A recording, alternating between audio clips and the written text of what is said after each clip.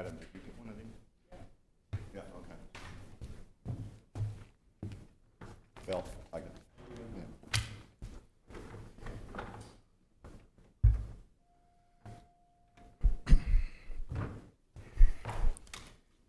The June 24th, 2024 Auburn City Council Special Workshop will be called to order. The first item is a proposed text and map amendments related to the subsurface wastewater treatment systems in the Lake Auburn Watershed Overlay District. Mr. Cousins and Mr. Blaze are going to make a presentation on this. Is that correct? Yes. Thank you very much, Yep, Mr. Mayor and City Council. We were just introduced. We have been working with what we've called the Lake Auburn Stakeholders Group for about 5 months now, a little more. Started in January with the council's action to create those working groups, and we've been working through text amendments related to the Lake Auburn watershed. Tonight we'll go over the draft changes recommended by that group that have also been to planning board related to subsurface wastewater disposal, phosphorus, and development in the watershed. We're still finishing up, and you'll see those on July 1st on some ag-related changes, but tonight's everything related to development in the watershed. John Blaze, Deputy Director, is here and has been working through this presentation with the planning board, and he'll take the lead on going through this tonight. You have in front of you a copy of the presentation, a copy of the text sections that are proposed for amendment, with the overline and understrike showing the proposed changes, as well as a resolve related to possibly asking for help with funding on the inspection side.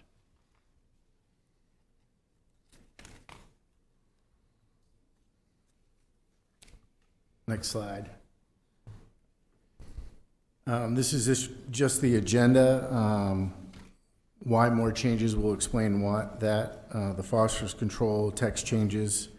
That's a lot of the numbers that are driven through the watershed management program through DEP. We'll talk about that. Low density country residential district, small text change there. Lake Auburn Watershed Overlay District, we have text changes and a map of the 400-foot setback to lake streams and brooks for subsurface wastewater, and then the septic inspection map that kind of lays out the 5-year plan. We're going to have a chance, as we go through these in detail, there'll be a slide that prompts the question for council for any kind of questions. So I'll go through this information, and we'll have periodic stops. So if you have a question at that time, just jot it down, and then we'll see if we can cover it. Trying to do it in a way that we can get it through this relatively efficiently and cover all the important stuff. Why more changes? You know, it's our drinking water. That's the most simple reason. We're one of 50 communities nationwide that has a filtration waiver. I think that's important. There's 38,000 customers. There's 18,000 ratepayers. This is a big deal. Eric explained this a little bit. Back in January of 2024, up until this point, we've had numerous meetings, over 6 or 7 meetings with various groups. The Natural Resources Board, LawPAC, Planning Board members, public stakeholders, all met, and kind of we culminated all the changes that we're going to go over tonight. And then May of 2024, we had an order initiating the ordinance amendments and the definitions, the phosphorus, the LCDR, and the Lake Auburn Overlay District for subsurface wastewater. And then in June of 18th, which just happened recently, we had planning board recommendations. We had a lot of positive comments back from planning board. They have a couple of suggestions for some small changes. A lot of them are clerical, I would say, in nature, but there is some changes that they're considering. Again, we updated definitions in the phosphorus calculations to recognize changes in zoning This was something that we reviewed with Jeff Dennis. There is, as we go through this, there may be, some of the original numbers are slightly skewed from what we're seeing in this packet. And it was a line, everything's done in a spreadsheet, and there's multiple lakes throughout the state, and we picked a line that was the wrong column, so there was a small clerical change on that. We added the Maine DEP Technical Design Manual, Volume 3, to this phosphorus ordinance and required the basic single-family residential SFR lot standards for ADUs and single-family homes. So I'll explain that a little bit right now. We have large landowners in the watershed, in the Lake Auburn watershed, and what that does is that really gives us the ability to make sure that they do a comprehensive phosphorus control plan rather than saying, hey, you have net export, natural net export now. In the old way, they could just say, well, we have enough land, and no BMP is implemented during that time. So this really gets us on the property. If there's going to be a development, it says they have to do something, and more than likely, it's going to be tied up in a buffer forever. So it's those cumulative effects that eventually impact the watershed. So I thought this was a great way to get at that, and to address the cumulative effects that weren't being calculated as we analyzed the watershed. So that was a good one. Changing setback in LDCR from 50 feet to 25. So this gives the option from going from 50 feet to 25. Again, we're looking at limiting impervious area in the watershed, limiting impacts in the watershed. Again, this is just a creative idea to lessen that impact. Why does the house have to be 50 feet back from the road? Let's try to make it, let's at least give them the option of making it 25. And as we implement the SFR, you'll find that the 25 will work better in terms of impact and in terms of impervious area and disturbance. Requirements for subsurface wastewater regardless of type of development. So this really addresses all development in the watershed. Is it commercial? Is it residential? Is it an ADU? It drills down into the language and makes it more clear.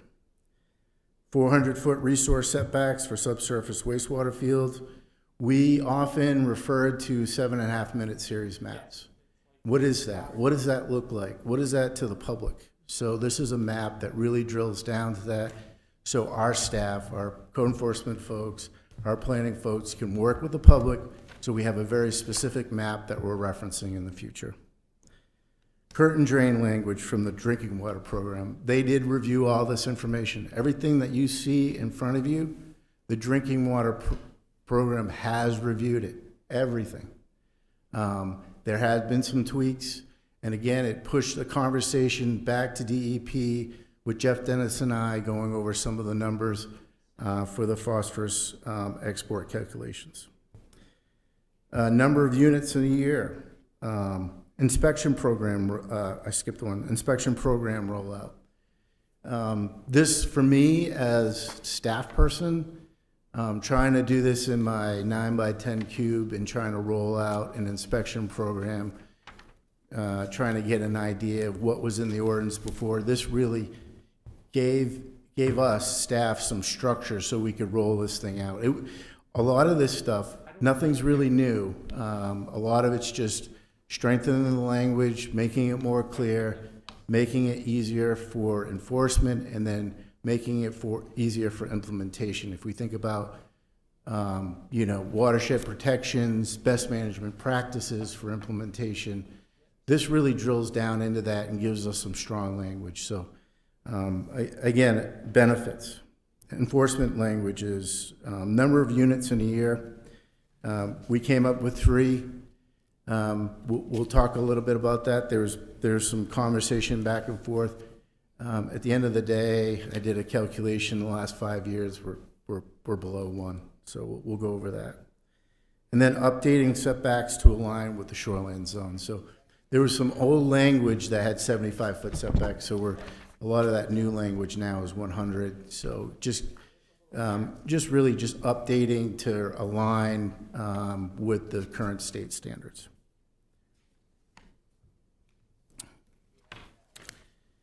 Next slide. Phosphorus control. So we basically, in this one, we updated the definitions in the phosphorus calculations to recognize changes in zoning. So we just defined it, and then we reduced the phosphorus concentration area to be developed in the phosphorus allocation and export. So these are some small small number changes that we reviewed with DEP. Pretty straightforward. We didn't have any comments or anything like that from planning board regarding this. It was straightforward. We actually had the workshop and then held the first public hearing that night, and they approved all these changes. Phosphorus control, next slide. Phosphorus control continued. Again, this is the big piece. I think we should maybe spend a little bit of time on this. The SFR, this is in volume 3 and volume 2. We're adopting anything for a single family home or an ADU. 15,000 square feet of disturbance for a lot.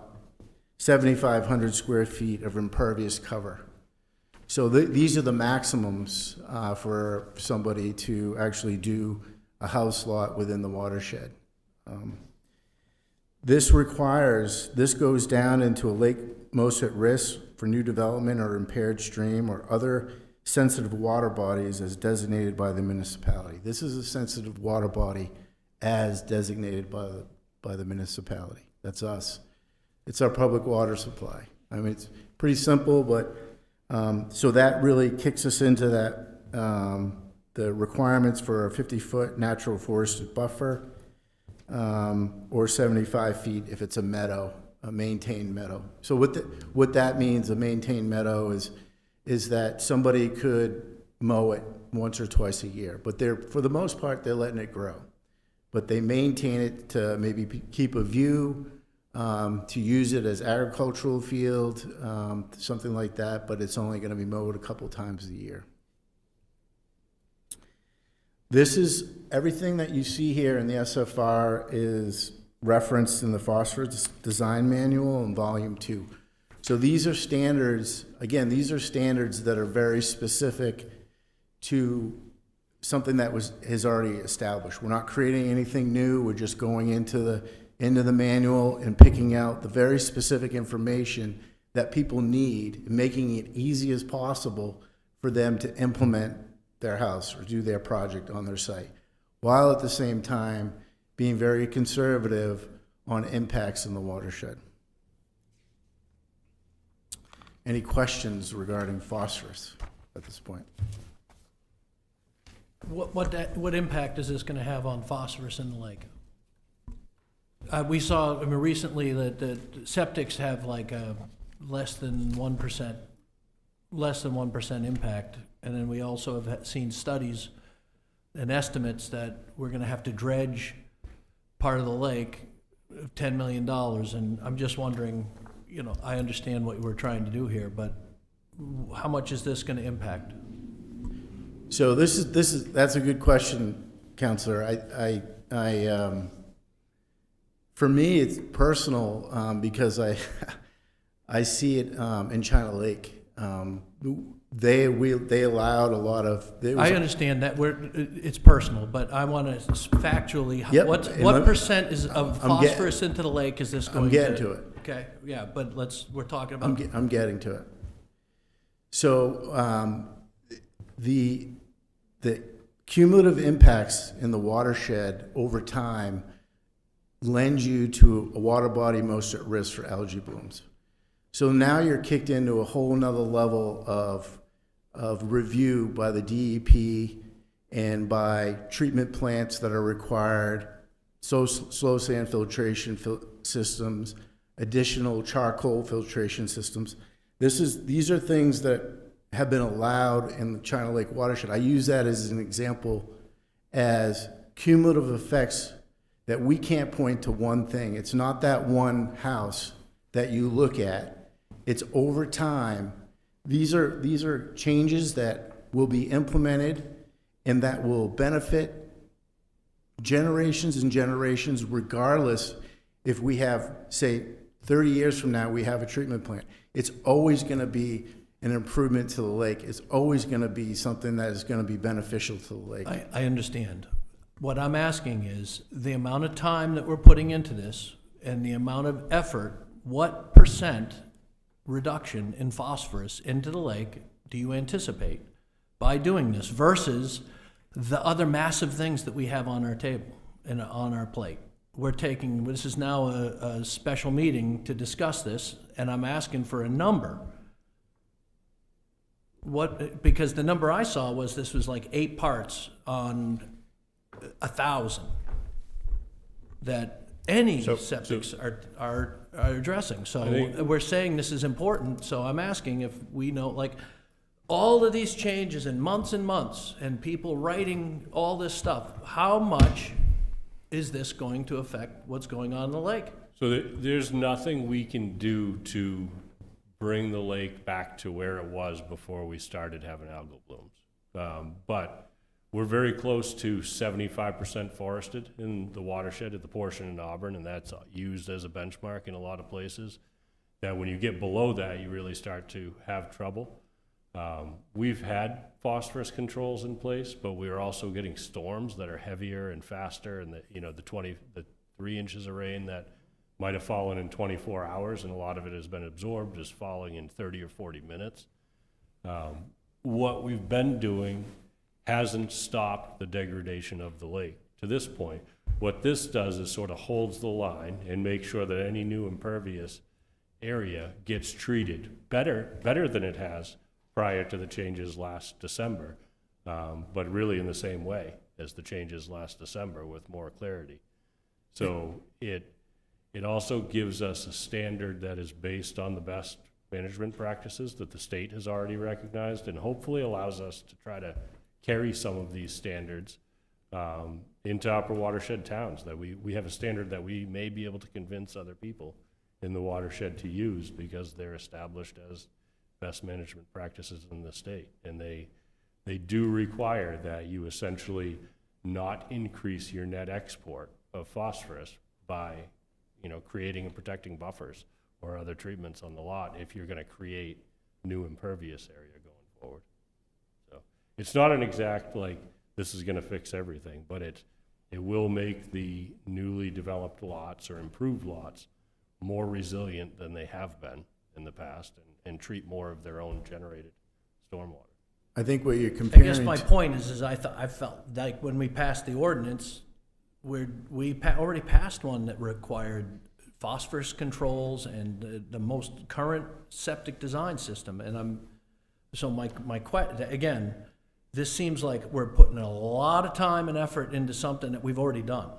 For single-family house lots, and correct me if I'm wrong, John, but this is the same standard that's already adopted with more clarity and a standard that applies to other developments that aren't single-family.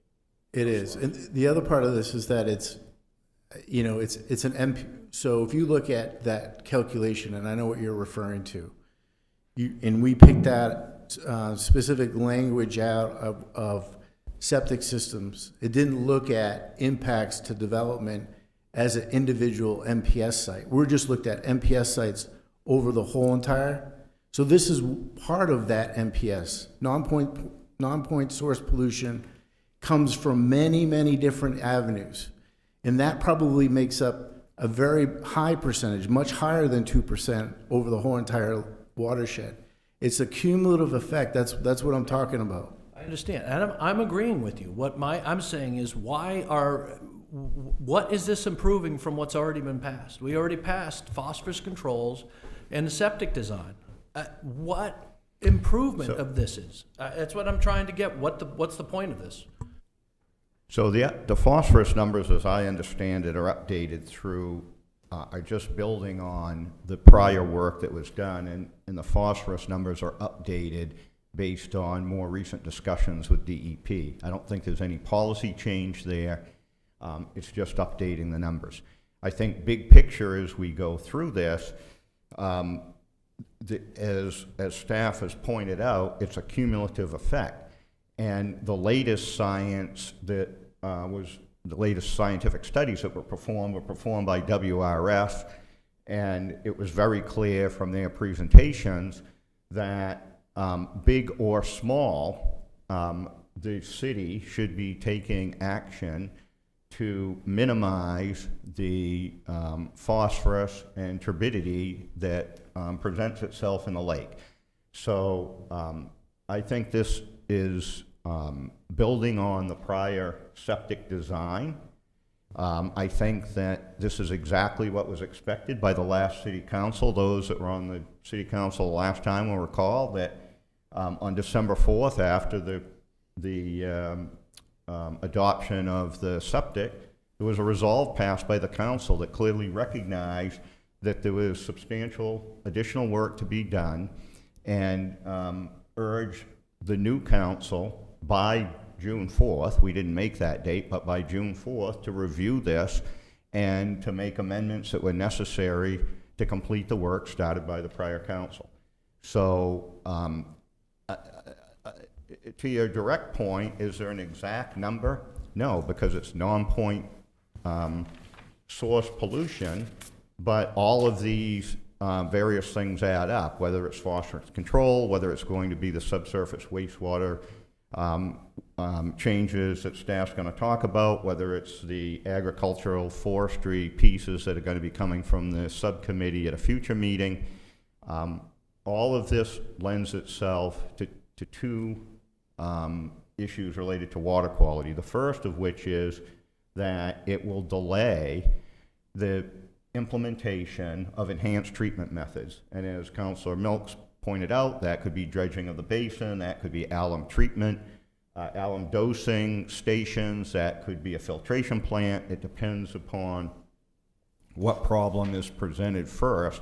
But the other thing to remember is that all of those enhanced treatment options, whenever they might need to be available, have to be scaled.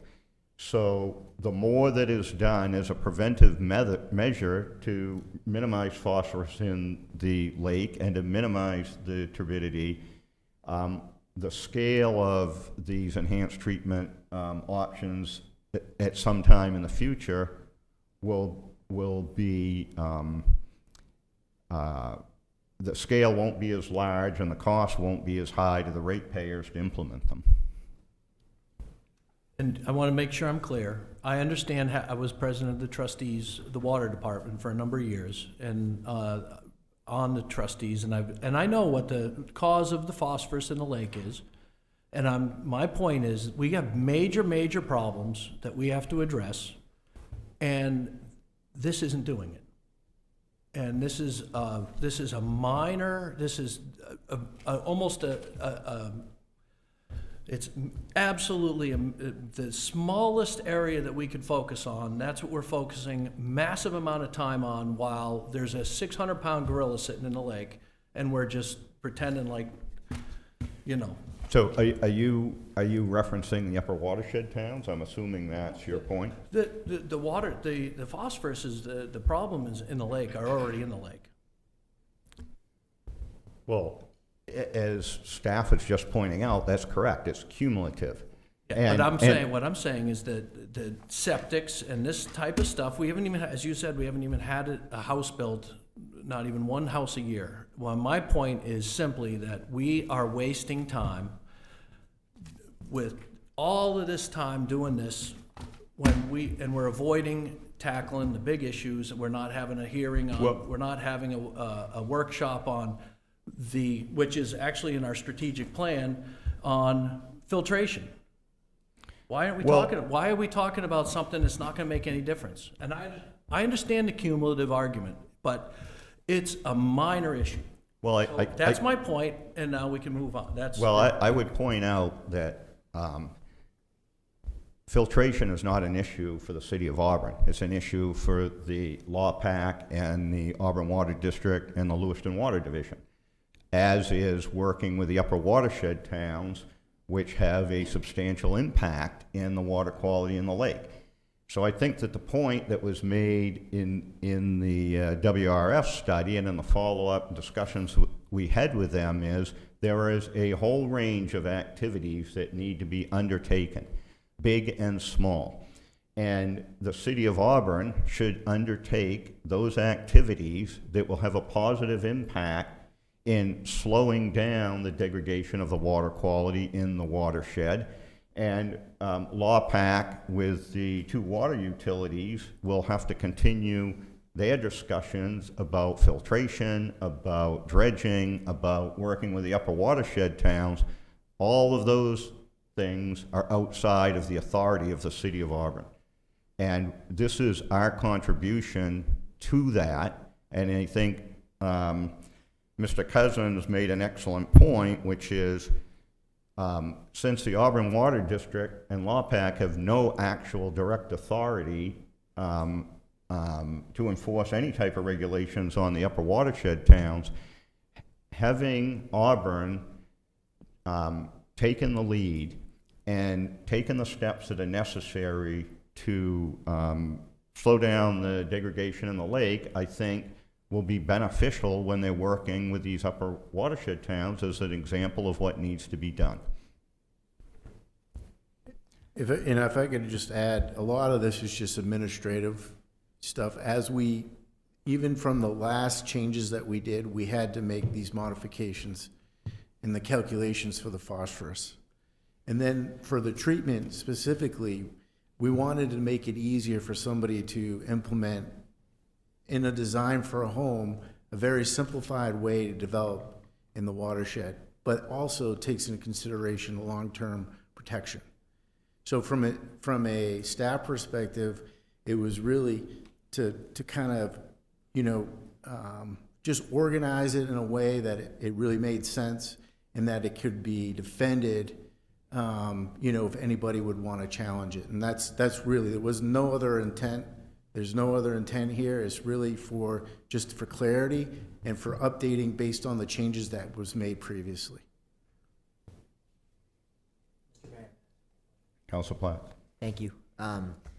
So in understanding that this is mostly clerical, I have two questions. One is, are these phosphorus control restrictions any more restrictive than state recommendations? My first, I know you've referenced that these are kind of taken from MDEP, so I was just curious, have we dialed these up at all, or are they kind of verbatim state recommendation? And the second part is, are we aware of any other municipalities or watersheds who have adopted these? So any town or municipality can use the phosphorus control plan in their development in a watershed. So they oftentimes, if it's a water body most at risk, they're using Chapter 6 to comply with the phosphorus export, particularly with water bodies most at risk. You're automatically kicked into this. We didn't dial any of this up. Nothing was dialed up. It was just to meet the overall adjustments that we made in zoning and the what we took away in the ag zone for developable land. Those were done prior to this administration, and we were just cleaning that up. But the exact language for the SFR comes directly out of Chapter 6 in Volume 2 of the manual. Thank you. And which is what we passed before. Correct. Council Geary. Thank you, Mr. Mayor. I thank you for taking the time to come up with some of these things. We'll only get one shot at this. So I want to take our time to be thorough to make sure that we don't make no mistakes. If it was just a plain watershed that people weren't depending to drink their water from, then yeah, pass anything, pass this stuff. But I want to make sure that our folks, our residents here in Auburn and in Lewiston and anywhere else that get our water have safe water to drink. I'm not anti-development. I'm limited development, especially so close to the drinking water and the watershed. So I thank you guys for at least listening to some of us that want to make sure we're doing what we need to do and it's the right step. I may not agree with all the counselors, but I'm trying to look out for all Auburn residents. Other questions on the phosphorus piece before staff moves on?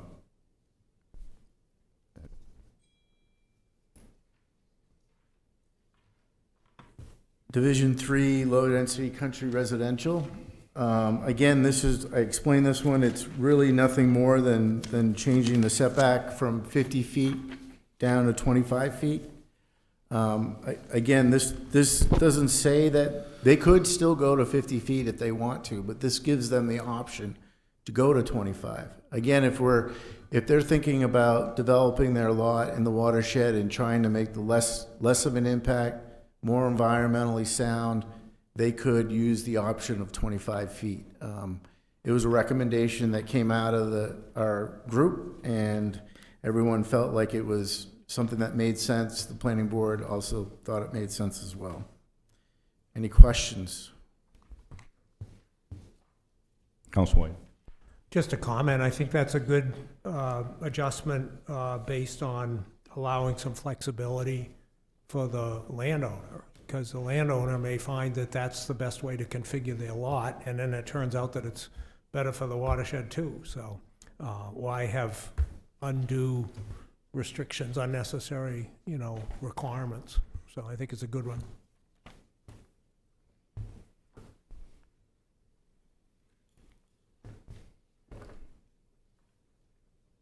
Okay, go ahead.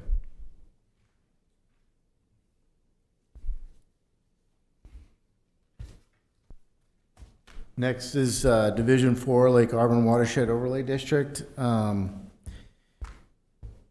main thing here, this first piece is definition. We added definition on dwelling units, licensed plumbing inspector, normal high water line, site evaluator, stream or brook, subsurface wastewater inspector. These are all definitions that help support the rest of the language that is being proposed. And it's helpful for staff that we had these identified. It really helps with enforcement and interpretation and things like that. I guess I'll stop it. I know that we have more to cover, but is there anything in terms of definition regarding a licensed plumbing inspector, normal high water line, or any of the a dwelling unit or building? Any questions about the definitions?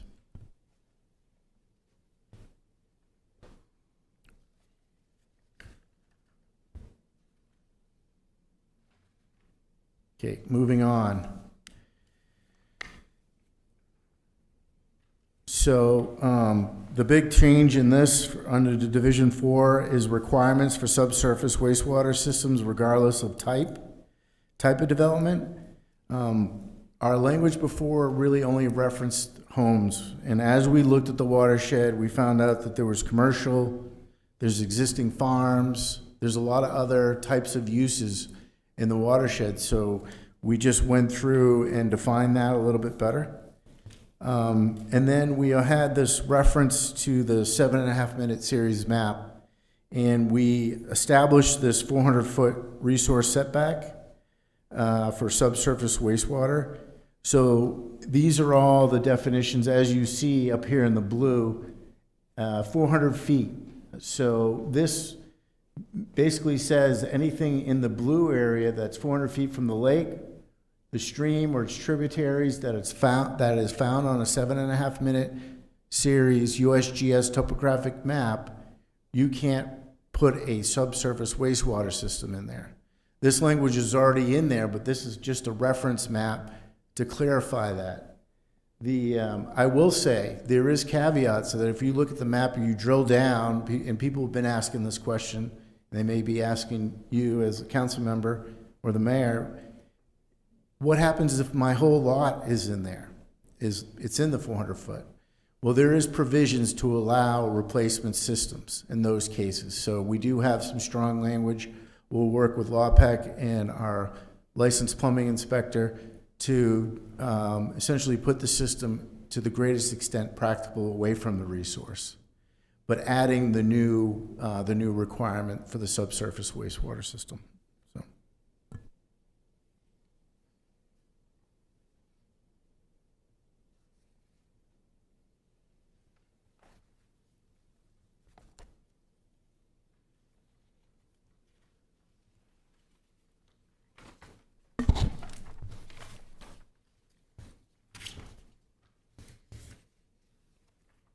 Any other questions on that, on the map? And okay.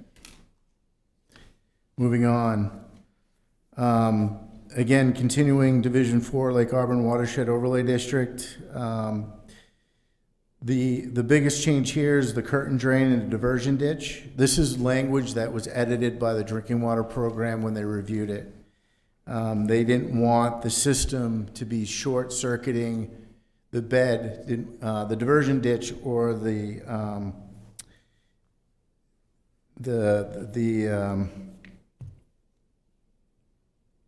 drawing a blank on the trench. The diversion ditch and the trench, they didn't want the separation to be too close, so they added some additional language in that.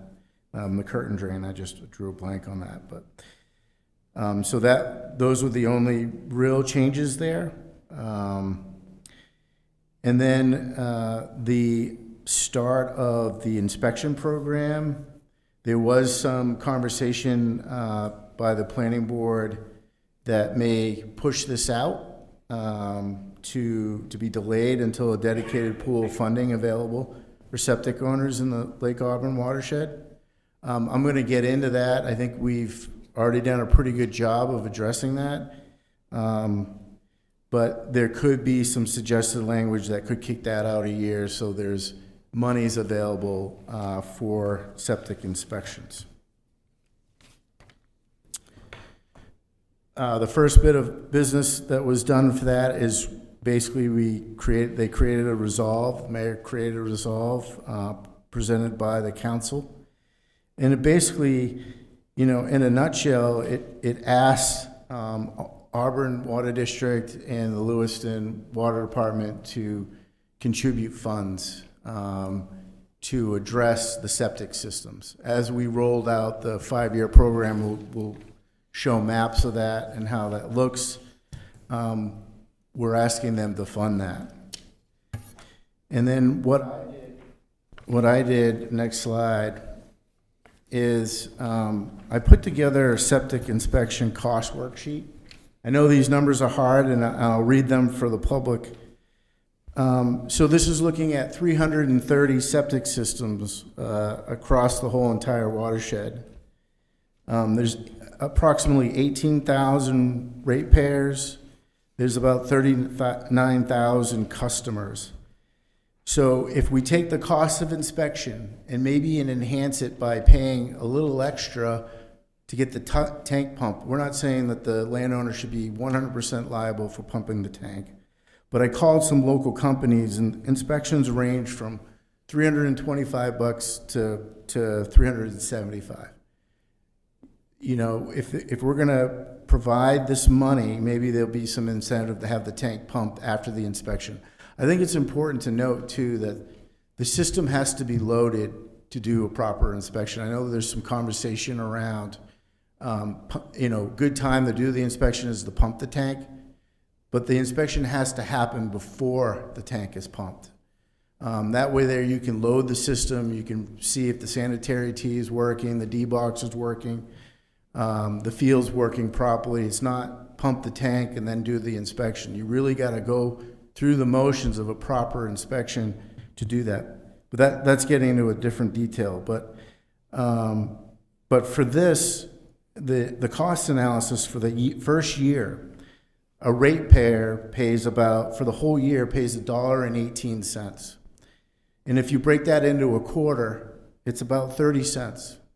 That's what it costs each of the ratepayers in both communities to pay for this for the landowners that live in the watershed, that have a septic system, that are now required to have an inspection over the next 5 years. So I think that's important to know. If we break it out per customer, so we had 39 customers, multiple people living in a house, it's less than a cup of coffee. It ranges from 54 cents to 85 cents, 86 cents. So I think those are some compelling numbers, you know, in terms of putting this back on the ratepayer. I think there is some support from Lewiston Water Department and Lewiston Auburn Water District, but there has to be details. This is something that we've got to work through and implement the program and get things moving along. But it just kind of supports this thought that we should be looking for funding. Maybe the funding can come from there, and how much does it cost the individual? So if anybody has any questions about that, I'm happy to answer them. So I'd make a few comments about the cost for the pumping, the cost of the inspection to the homeowners. So I think where the subcommittee got on this was, if you recall, the prior council had envisioned a inspection program that we said would be conducted by LawPac. Well, the first issue there is the City of Auburn has no authority to direct LawPac or any other entity to conduct these inspections. So the city really only has two avenues that they could go down. The city could undertake these inspections on the tax levy and have staff do the inspections, or they can require the homeowner to make sure that the inspections are performed. The significant issue with doing this with staff is that the City of Auburn in the past has not expended general tax dollars to the benefit of ratepayers. The Auburn Water District and the Lewiston Water Division has charged ratepayers for the services that they're going to get. Going down that road would be a really dangerous precedent, especially if in the future there are enhanced treatment methods that are required. I don't think it's a good policy for the City of Auburn to have been helping fund utility operations that should be being paid by the ratepayers. Of course, some of you have probably gotten calls as well. I've talked to a number of people that have a very valid concern that the burden of the cost of the inspection is being placed on them, and they're receiving no benefit from those inspections. I agree with their point completely. That's why the resolve will be on the agenda at the meeting as well. LawPac has indicated that they have an interest in preserving the water quality and either performing the inspections with their staff or contracting with inspectors to perform them. The City of Lewiston has indicated in the past that they are interested in providing funding for this. And at the Auburn Water District Board of Trustees meeting on Wednesday night, the Board of Trustees indicated that should they receive a request from LawPac for funding, that they will have that on their July meeting to discuss appropriating the funds. To do this, as staff has pointed out, is very low. In the peak year, it's like $1.87 per ratepayer for the whole year. So I think that there is a very valid point that residents in the watershed have brought up, but I think there's a solution to that through the water utilities with LawPac to offset the cost of those inspections.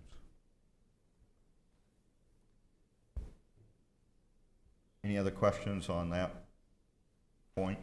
Council Platt. Thank you. A quick question. The 5-year inspection cycle, is that another product of a MDEP recommendation, or is that an Auburn-generated timeline?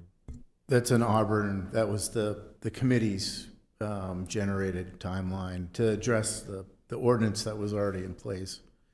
I do have another slide, and I will cover more information on that. Councilman Mill? There's close to 300 septic systems in the watershed that aren't up to modern standards. I don't know what the, 275 to 300 that aren't up to the modern standards, so that's to address that, is what I'm glad to hear that LawPac is, I think John will talk a little bit more about that schedule, but the idea is that we don't want them all to have to be done in 1 year, and then in future years, having them staggered will be helpful to keep. And I see the schedule on here, and it's great. I know you'll get into that. I was just curious if 5 years was something Auburn had decided on out of committee, or if that was a state recommendation. So when the prior council enacted the initial thought to do the inspection program, they said that all of the systems in the watershed had to be inspected within a 5-year period. The problem with that, of course, is twofold. One, it's human nature. Everybody's going to wait till the 5th year. So that gets you no traction between now and then. And the problem is Councilor Milks has pointed out, there's a lot of these to do. If you have to do them all in the 1 year, the problem is you're going to have to go get resources for that year, and then you're going to do very little for the next 4 years. So the thought was to stagger them. When the planning board talked about this, they had concerns about the payment by the people in the watershed. They also had concerns about the timing. So the council might want to consider the way that this is written now. The new language would take effect 5 days after pass, so early in July. And the inspection program that first year would start. So you might want to consider delaying the start of the first year till January 1st, which allows time for LawPac to respond to this. Their budget year will start January 1st, and I think that was a good point that the planning board raised. this doesn't prevent anybody that's in the watershed today, that's concerned about protecting the lake from getting their septic inspected, right? That's correct. Yeah, it was already, that was a public comment, was made. If someone that is in, say, year 5 on our map here, if they wanted to do it this year, they could certainly do it. Or maybe if they're within the 400 feet, maybe they should go Yeah. ahead and, Yep. you know. I think you guys really covered a lot of the information that I was going to cover. Excuse me just a minute. This is really just the inspection program rollout. It was. Hold on a second. Council Whiting, do you have a question?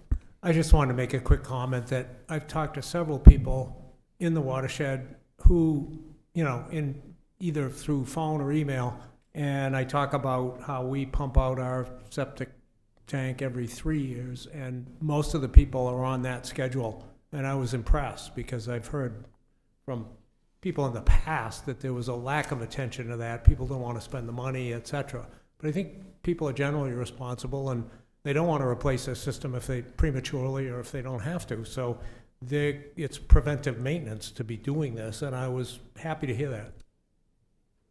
Thank you.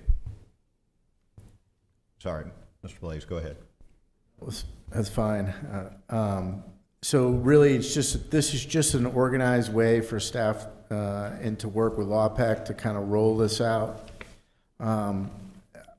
over a 5-year period, doing 50, say, the first year, about the same number year 2, and then as we really get going, we bump that up to about a little over 75 a year for a 5-year period. So this is just an organized way, and we looked at the critical resources within the watershed, what we thought should be done first, and then kind of worked our way from essentially the lake out, was the general rule of thumb there. And then the number of systems that were in the watershed in certain areas and what we could handle. So that's how this was organized. The lines were drawn based on that kind of information.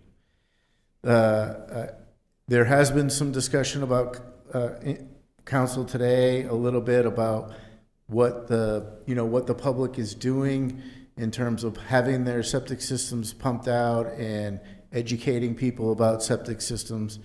From our discussions with our working group, LawPact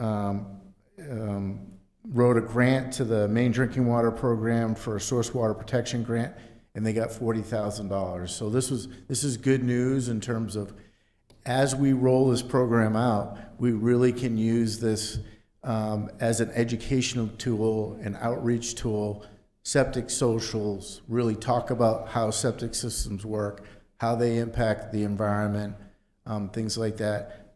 Perhaps we can get people certified to be, licensed septic inspectors. We can even work on educating site evaluators to the new standards, the new subsurface wastewater standards. This really gives us an opportunity to really have an organized approach as we roll out all these new rules that everybody has to deal with. So hopefully we get some systems in place from this money. I look forward to working with LawPac on this stuff. I think this is really where, the rubber hits the ground and we really make a lot of traction is in that grant money, and it sets up a lot of our processes for years to come. So it's pretty exciting. I mean, if you can get excited about this stuff, this is the exciting piece. But And what you're saying, I mean, these 275 septic systems inside the watershed should be, they're the old system. Put 36 inches down they're not in the top layer of the highest treatment, correct? They're down into the gravel layer, as the gentleman from Maine, the dirt expert. right, and so They're not doing their job the way they should be, even if they're passing and they're saying they're functional. Is that correct? Well, I think at this point we're inspecting for malfunctioning systems. So Correct. That was but my question was, they're not doing what they're supposed to do the way that the current design is designed that we have going forward. The old system is down underneath the layer that does the separation of all the stuff, correct? So there's about 275 that are grandfathered from that old 36-inch standard. There's about 50 that we know for sure were built to meet that set into the ground. Yeah, so Councilor Milks's point that those 275 aren't as efficient in treating the wastewater as the new standard. And if they pass the inspection because they're not malfunctioning, until that system no longer works, people can maintain the system they have. It's not a situation where when your inspections due, if they go out and you don't have the new system, you automatically have to get your system replaced. yeah, that's correct. And I'm sure there are some of those that are not functioning. That there may be some that are, but you wouldn't have to replace it unless it was malfunctioning from the original design. The map that you're seeing here is actually a recommendation from the planning board, which removes the dots. The dots representative of septic systems. Some of the dots were outside of the watershed, some were in. It was a little confusing. The data will be collected on each of those lots.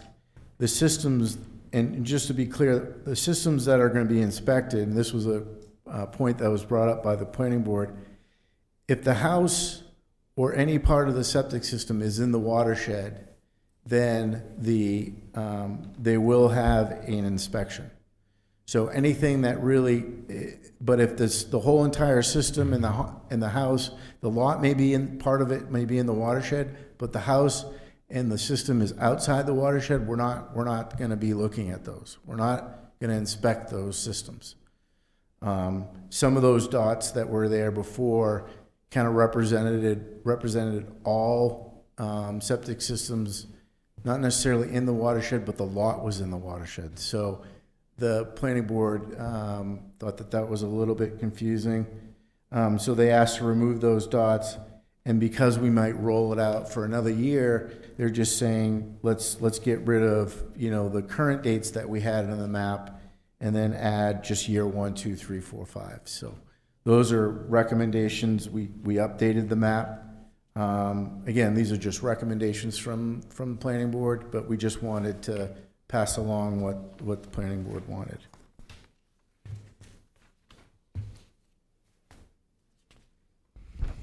The next slide, questions, I think we covered a lot of those, but certainly would open it. But this map here is the existing map that we presented to the planning board. Start of inspections, and then funding a formal request to the Lake Auburn Water Protection Commission, and, you know, the Auburn Water District and the City of Lewiston on an equal basis. So those are some of the ways that the critical pieces that came from the planning board that we thought were important for the council to know. Any questions? So we're not going to enforce replacing any septic systems that currently exist that pass an inspection but are inferior to the standard that we're passing, correct? That is correct. And that's compounding phosphorus into the lake, those septic systems of some sort. And so we're gonna limit 3 new houses a year that are gonna be fully with all the stuff we already passed, and that. So we're addressing 1% of the tiny percent by not mandating that people that have an inferior septic design in the watershed replace their septic system. It's not your fault. I'm just making sure that we're clear on that, correct? That's accurate? That's accurate. I will say, though, that this is going to be a good point in this 5-year period is really where our data collection, and if we want to move in a direction of really addressing those systems that are not meeting the current standard, you know, if it's really showing that a lot of systems are failing, or we've got some very conclusive data now that we can make better decisions or more decisions on. As we get through this, you'll see that there's a reporting requirement from planning staff to come back to planning board that certainly would be shared with council. But I think that we need to look at this data on a yearly basis, and the committee thought the same thing. Obviously, they made the language, so it really makes us accountable for reporting back into seeing, you know, what's out there, what's out in the watershed, and what we're seeing for septic systems to make a decision either way. And it's finding a balance between landowner rights and protecting the lake in the long term, that you couldn't find contractors to replace 300 systems in a year, and it would be really unfair to a homeowner that just had one installed to the standard that was in place at the time that they installed it. So over the 20 to 30 year lifespan of these existing systems, they'll be brought up to a higher standard one by one when they fail and they need to be replaced. Councilor Cowan. Can you remind me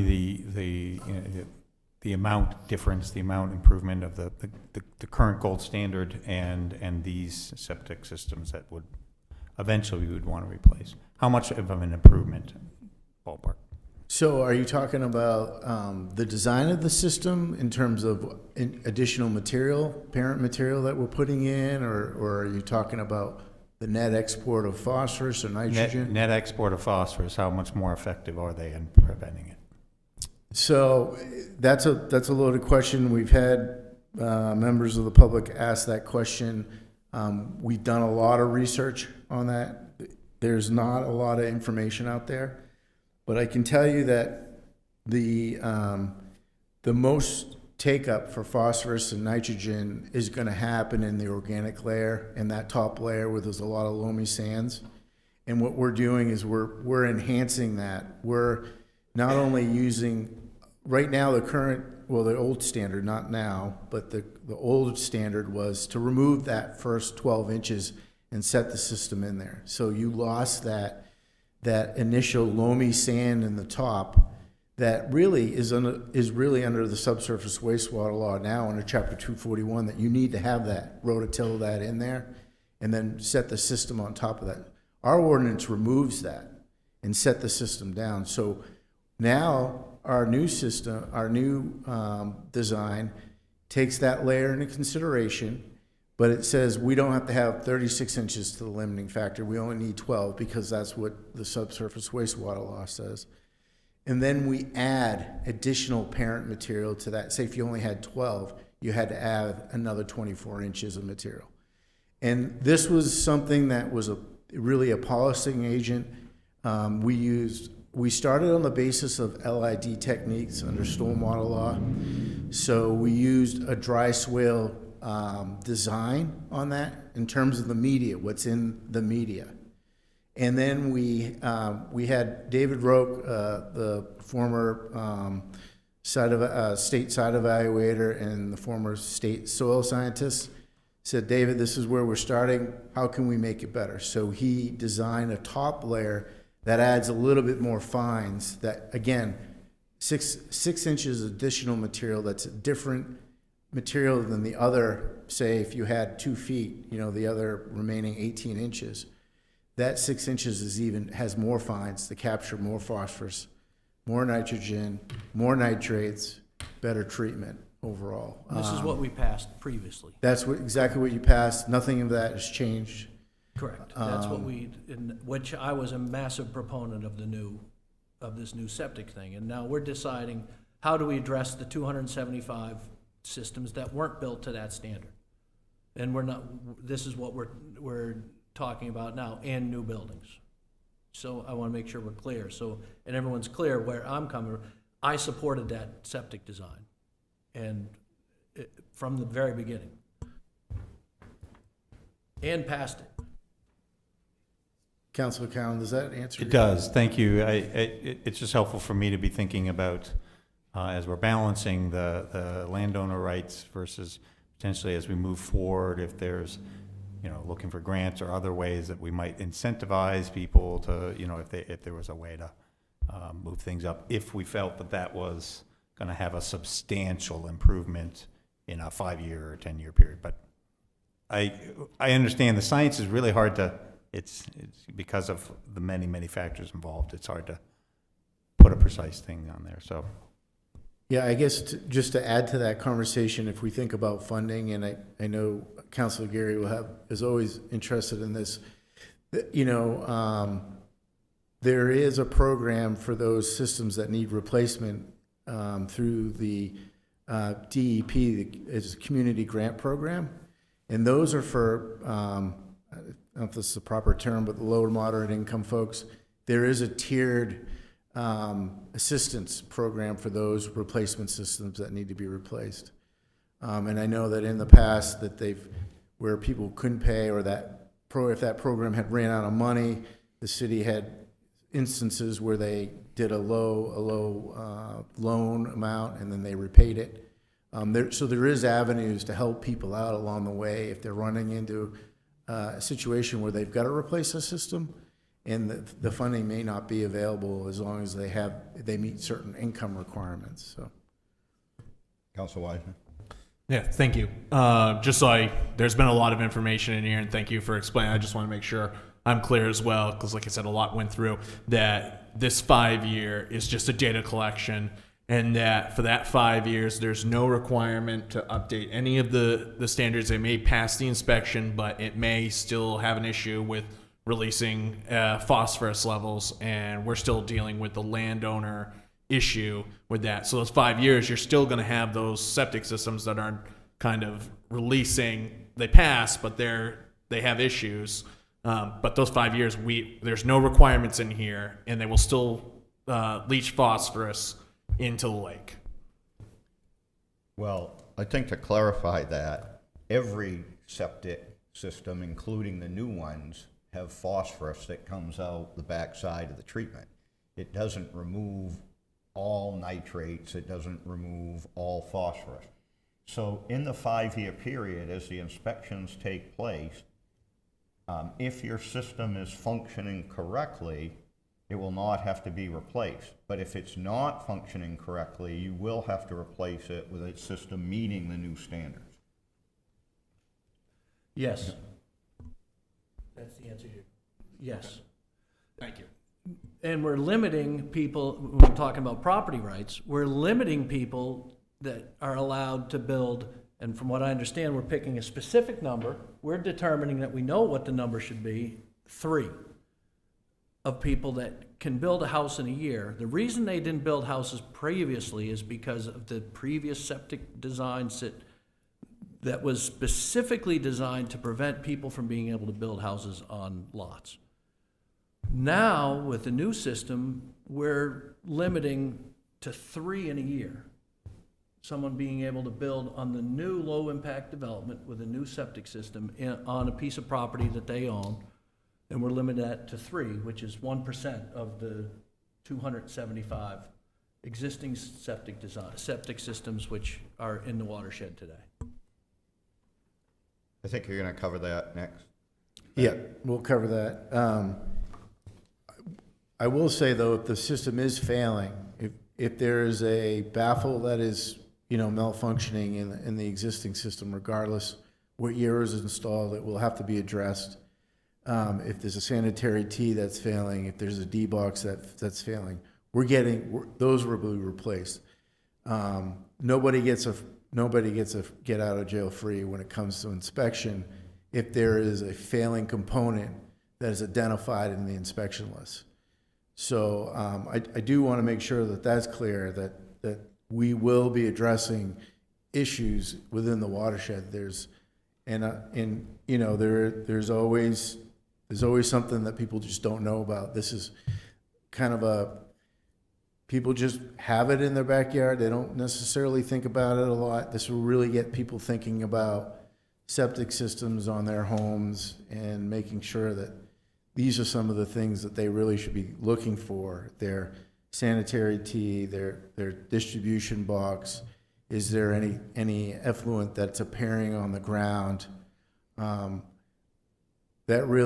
are the things that, if we think about cumulative impacts that we can really point to, there's always some treatment that's happening on the existing systems. I think that's important to note as well. Even though that these systems are set 1 foot below grade, there probably has been a biomat that's been established, and there is some treatment that is occurring. It's not 100%,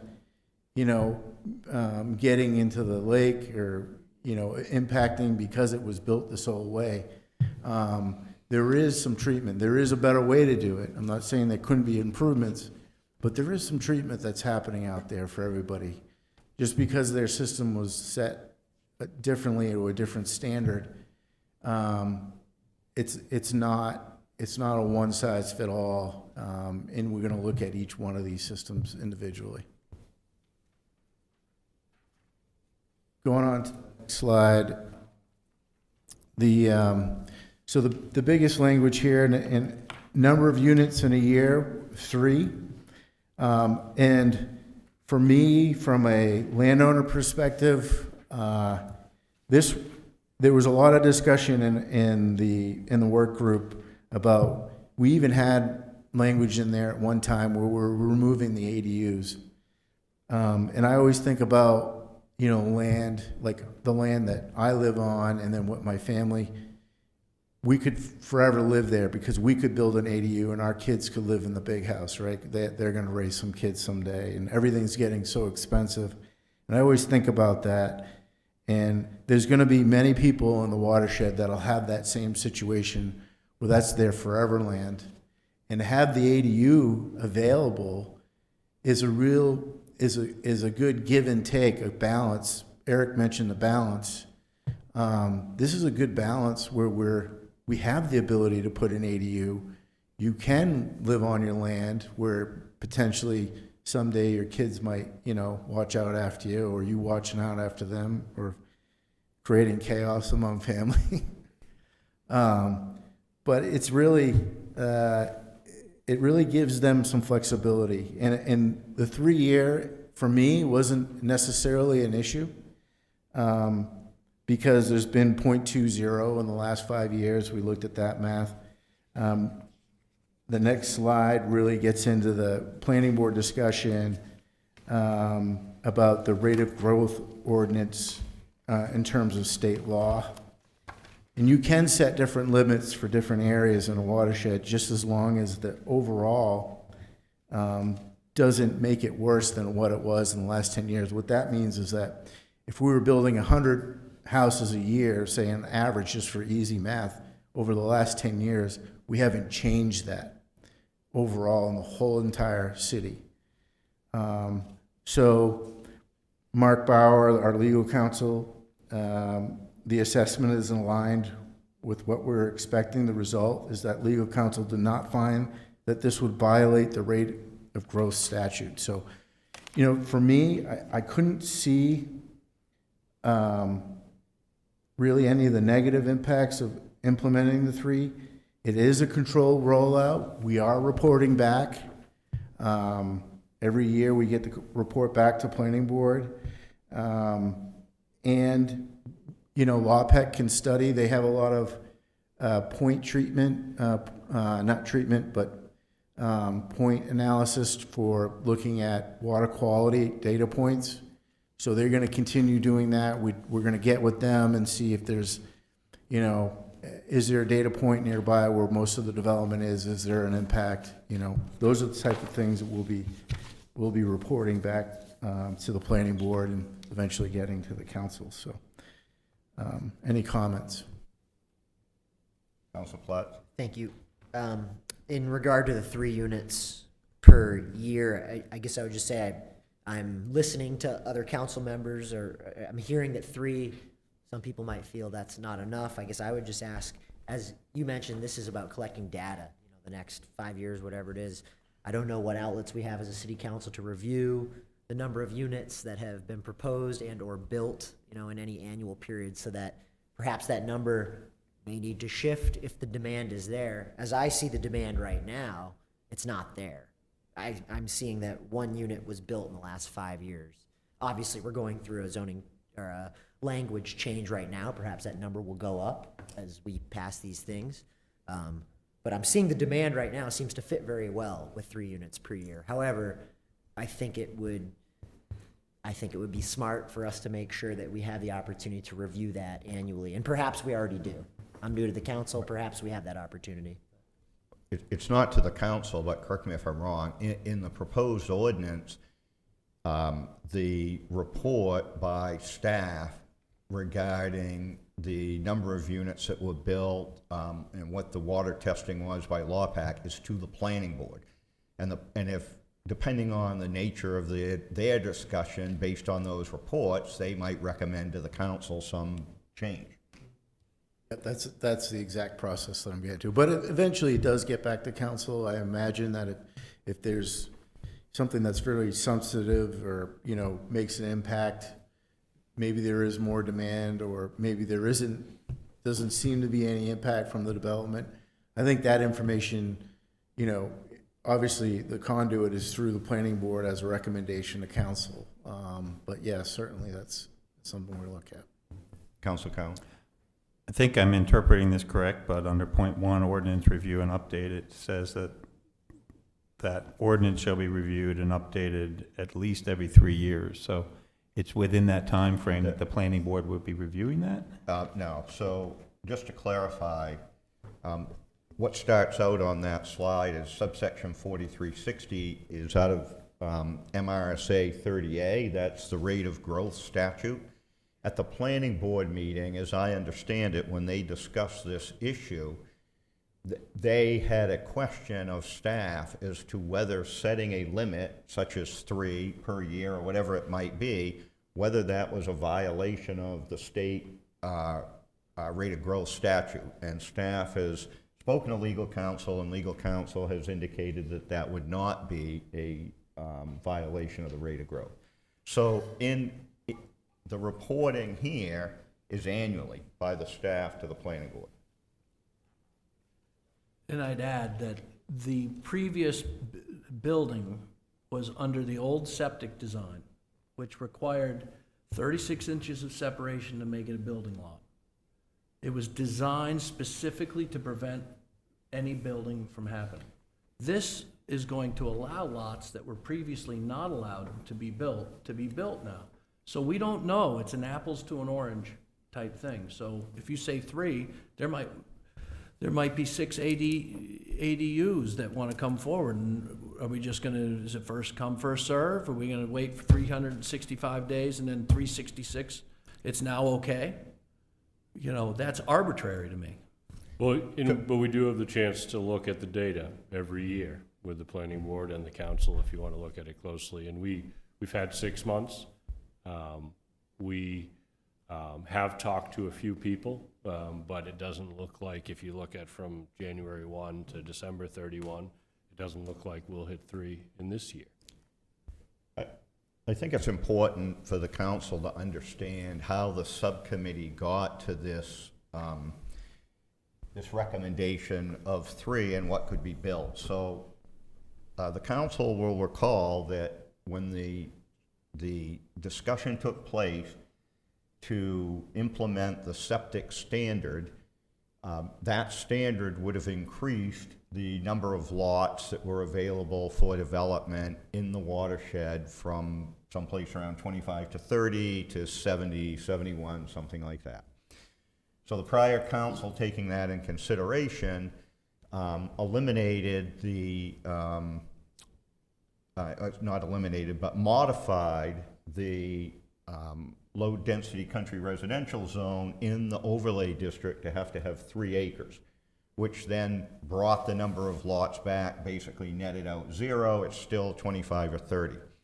So the initial discussions by the subcommittee, understanding that the new, this new standard could allow more building, was to cap the number of new construction at 25, because they assumed there'd be 25 lots in the 5-year period, with no other accommodations for things like ADUs.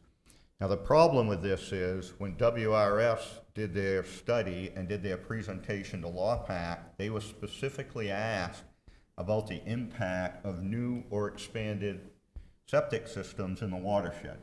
So new, think of building new houses, right? And expanded, the discussion was about, let's say I have a 2-bedroom ranch, have another child, want to add a bedroom on to the house.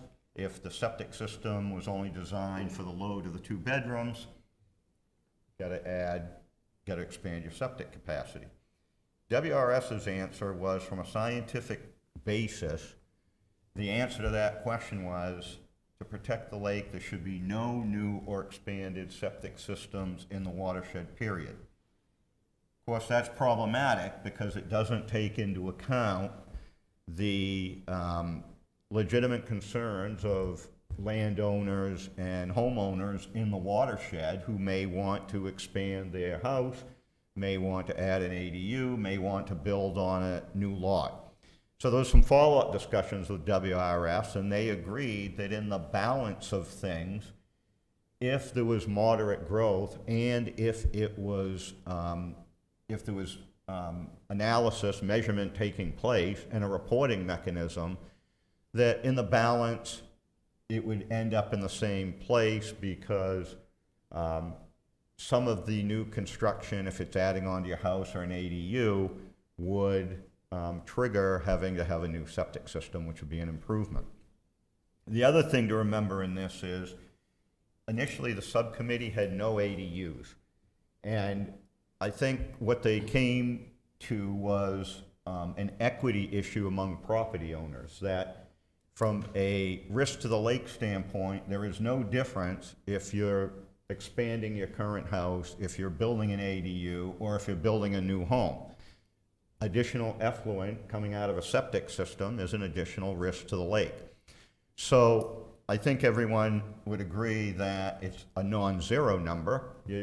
We're not going to go through, say, a 5-year period and have nothing built. But if you're going to allow expansions of existing houses and you're going to allow ADUs, that opens up more units that could be built and more potential expanded septic systems. So to provide equity of opportunity to all the landowners, they came to this point where they would limit it. As has been said before, in the last 5 years, we've had actually 2 people, I believe, that asked for permits, one who never built and another one who did.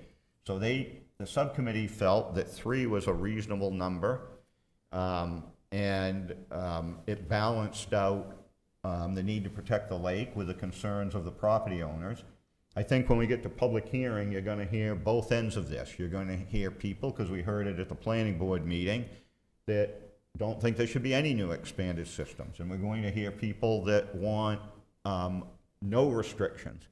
And you know, we can talk about whether 3 is the right number. Is it 2? Is it 4? Is it 5? But I think some moderate cap that allows equal opportunity to all the landowners with a way to have this reported back, and if we find out there's no issue, then perhaps the number of units can be increased.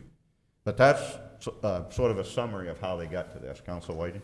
I just wanted to say that I think we are trying to achieve a prudent balancing here. And I pulled the executive summary from the FB Environmental Lake Study a few years ago. It said the City of Auburn should not seek to ease the current resource protection zoning or consider rezoning portions of the watershed for increased density. Increased density and new opportunities for residential development are better suited to other areas of Auburn outside the Lake Auburn watershed. So I think we're working consistent with that advice we received, 3 or 4 years ago. Other questions on this point of the council? Council Collins?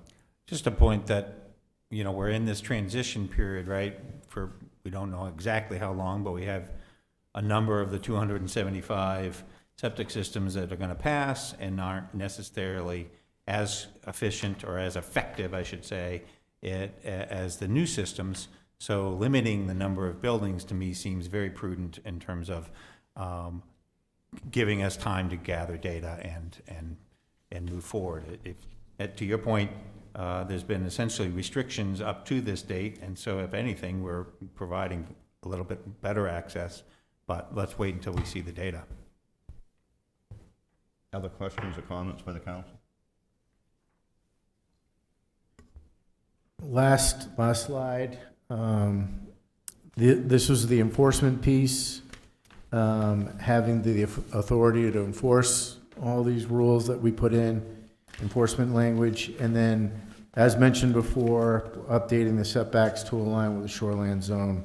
So the 75 to 100 is what was happening there. So those are pretty basic stuff, but if anybody has any questions about that, happy to answer.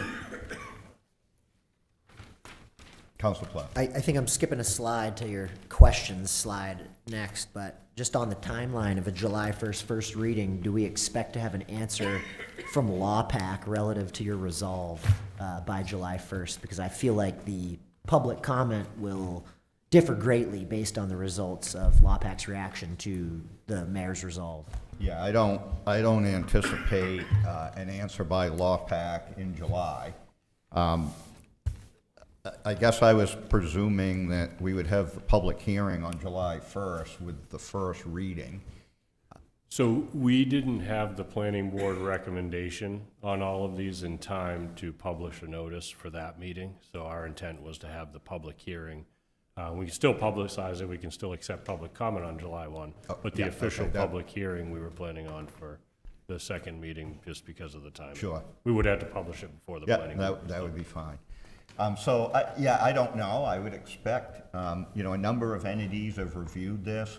Some of them staff talked about, so the Auburn Water District Board of Trustees has reviewed it and approved it. The Lewiston Water Division has reviewed it without comment. The Drinking Water Program, LawPac, the SNRB, the ag people were working on the other piece, but SNRB, I would expect some of them to be there at the public comment, and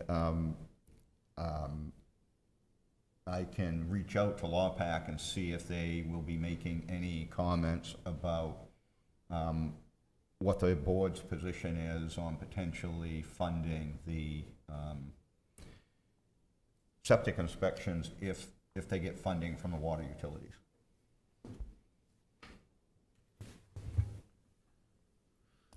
If I could, I would just add that we are also very excited to have a set of standards that, in talking with property owners, we can say, for the foreseeable future, we think this is what you can count on, to work with them to further their plans. It'll also give us an opportunity, as the mayor said, to work with LawPac and really show the upper watershed towns a good example of what Auburn is doing to protect the quality of Lake Auburn, with local ordinances. And John has been sort of on a road show throughout the state already, sharing with other towns from Seven Lakes Alliance and Agunquit, looking at what the council and the city of Auburn has adopted as examples for sound subsurface waste water disposal standards. And the state of Maine is even looking at some of these as possibilities for implementation statewide.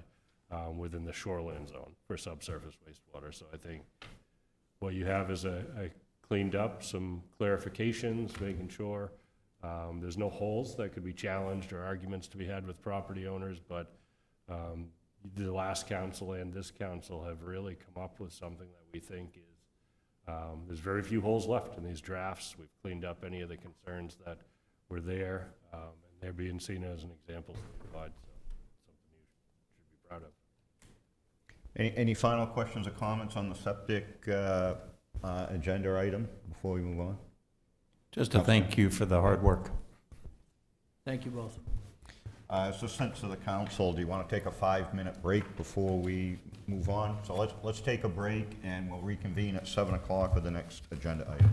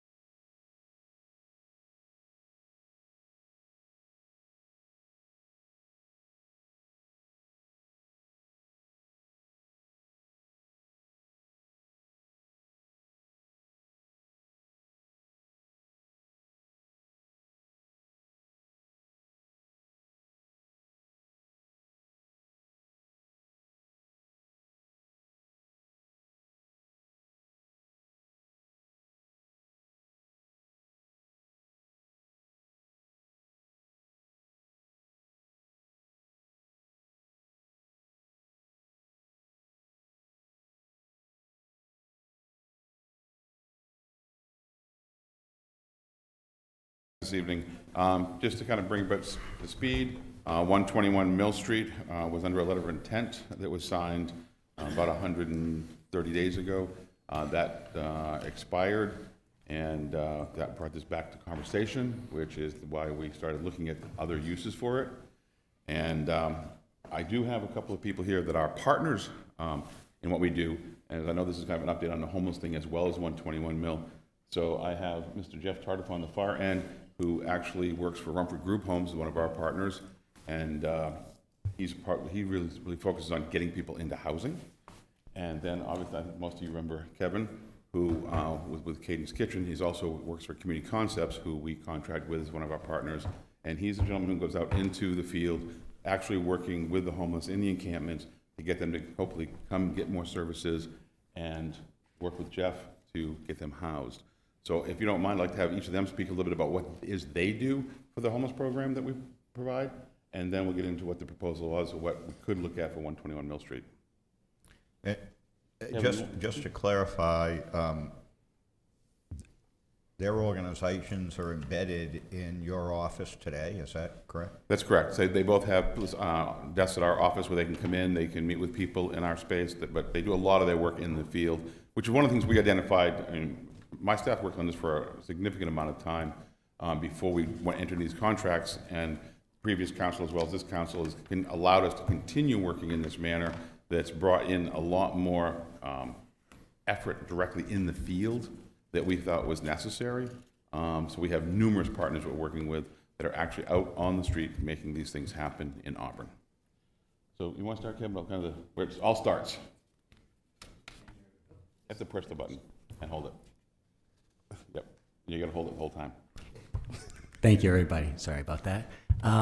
So yes, my name is Kevin Bollard. I currently work with Community Concepts in the City of Auburn as a homeless outreach coordinator.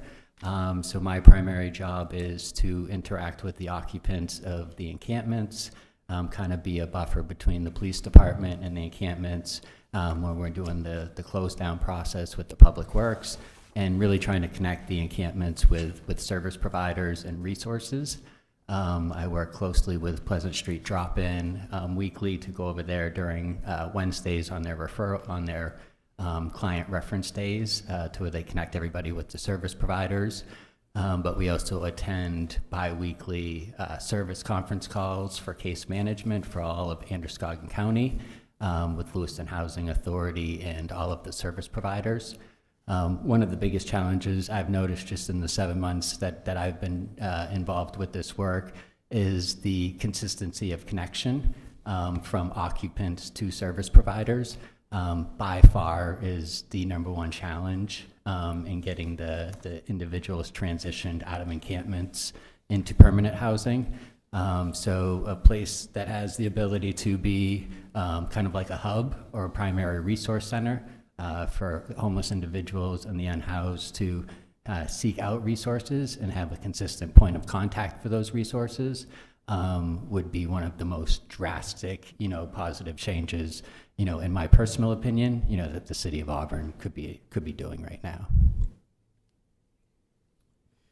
Yeah, thank you, Jeff Tardif with Rumford Group Homes, case managing. I do a lot of my work really outside of the Pleasant Street Drop-In Center. A lot of my connections are made there. Oftentimes they're also made at the City of Auburn. I'll get a phone call about someone needing some services or, guiding them through the system. So, like Kevin had mentioned, that Pleasant Street Drop-In Center is pretty critical as far as for me, because I spend a lot of my time trying to locate folks, oftentimes from different campsites. Kevin and I often go out and visit campsites. He'll learn of a campsite, we'll go together. I'll offer the services, try to connect, encourage those folks to go to the Pleasant Street Drop-In Center so they can get some services there. So I just think taking, what's been clearly working here in Auburn. I mean, I've had many successes, and a lot of them originated out of that drop-in center. So it's a good spot for me to meet the people that I'm working with. So, and I've had some success, a lot of success, getting those unsheltered living, along the river, into housing. So, I mean, it's a lot of work. each individual is, it could take, some folks, I can get them housed pretty quickly. Some other folks, it takes a little bit longer. So, but yeah, that's the bulk of the work that I've been doing for probably almost the last year now. Any questions for these gentlemen? You're welcome to stay, but I know it's later than you expected, so. Hold on a second. Don't reply. I do have a question. I guess I don't know if you'll have an answer. It's about data. Obviously, I think we know how many unhoused people roughly are in the city of Auburn. I think we heard a statistic last meeting about roughly the percentage of those folks who would accept assistance versus those who wouldn't. Do we have a sense of how many people are accepting assistance and how many people are finding housing and how many people are getting the support that lifts them out of being unhoused? Yeah, that's a tough number to kind of pull out. I think that what we've done in the last probably year is really do a good job identifying. I think before, you may not have known how many people are actually homeless or in encampments. I think we've done a really good job of trying to get that data into the system so we can get some numbers moving forward. I would be guessing if I were to try to answer some of those questions. But I can tell you that, I feel like a lot of the folks that I'm working with, there are a few, obviously there's always going to be a few who don't really want the services, or you just got to try to keep engaging with them, because honestly, when you really boil it down, I really don't think anybody wants to be homeless or living out in the woods in the summertime is ridiculously hard versus the wintertime. I mean, it's just really, every time I have to go out and, it's a 20-25 minute walk to where some of these folks are residing. It's brutal. I mean, they're pretty far away from services. So I think in the years, in the years coming, we'll have a better grip on that data. But for many years, there really wasn't a lot of data collected in this area, unfortunately. Mr. Mayor, since our last meeting, at our homeless committee meeting, we had the pleasure of Julia Kimball, who orchestrates the region's coordinated entry system, what they call Hub 4. She did have some initial data. So since September of 2023, the system, which would include you folks, there were 145 individuals representing household units, but 145 individuals who were assessed. And those individuals were all individuals who were they were living outdoors, out in the elements, not couch surfing, not at risk. These were truly the unhoused. Of those, in the 9 months since then, 50 have been housed. Of the remaining 100, and this is 145 assessed on a rolling period, right? So of the remaining, there were 25 who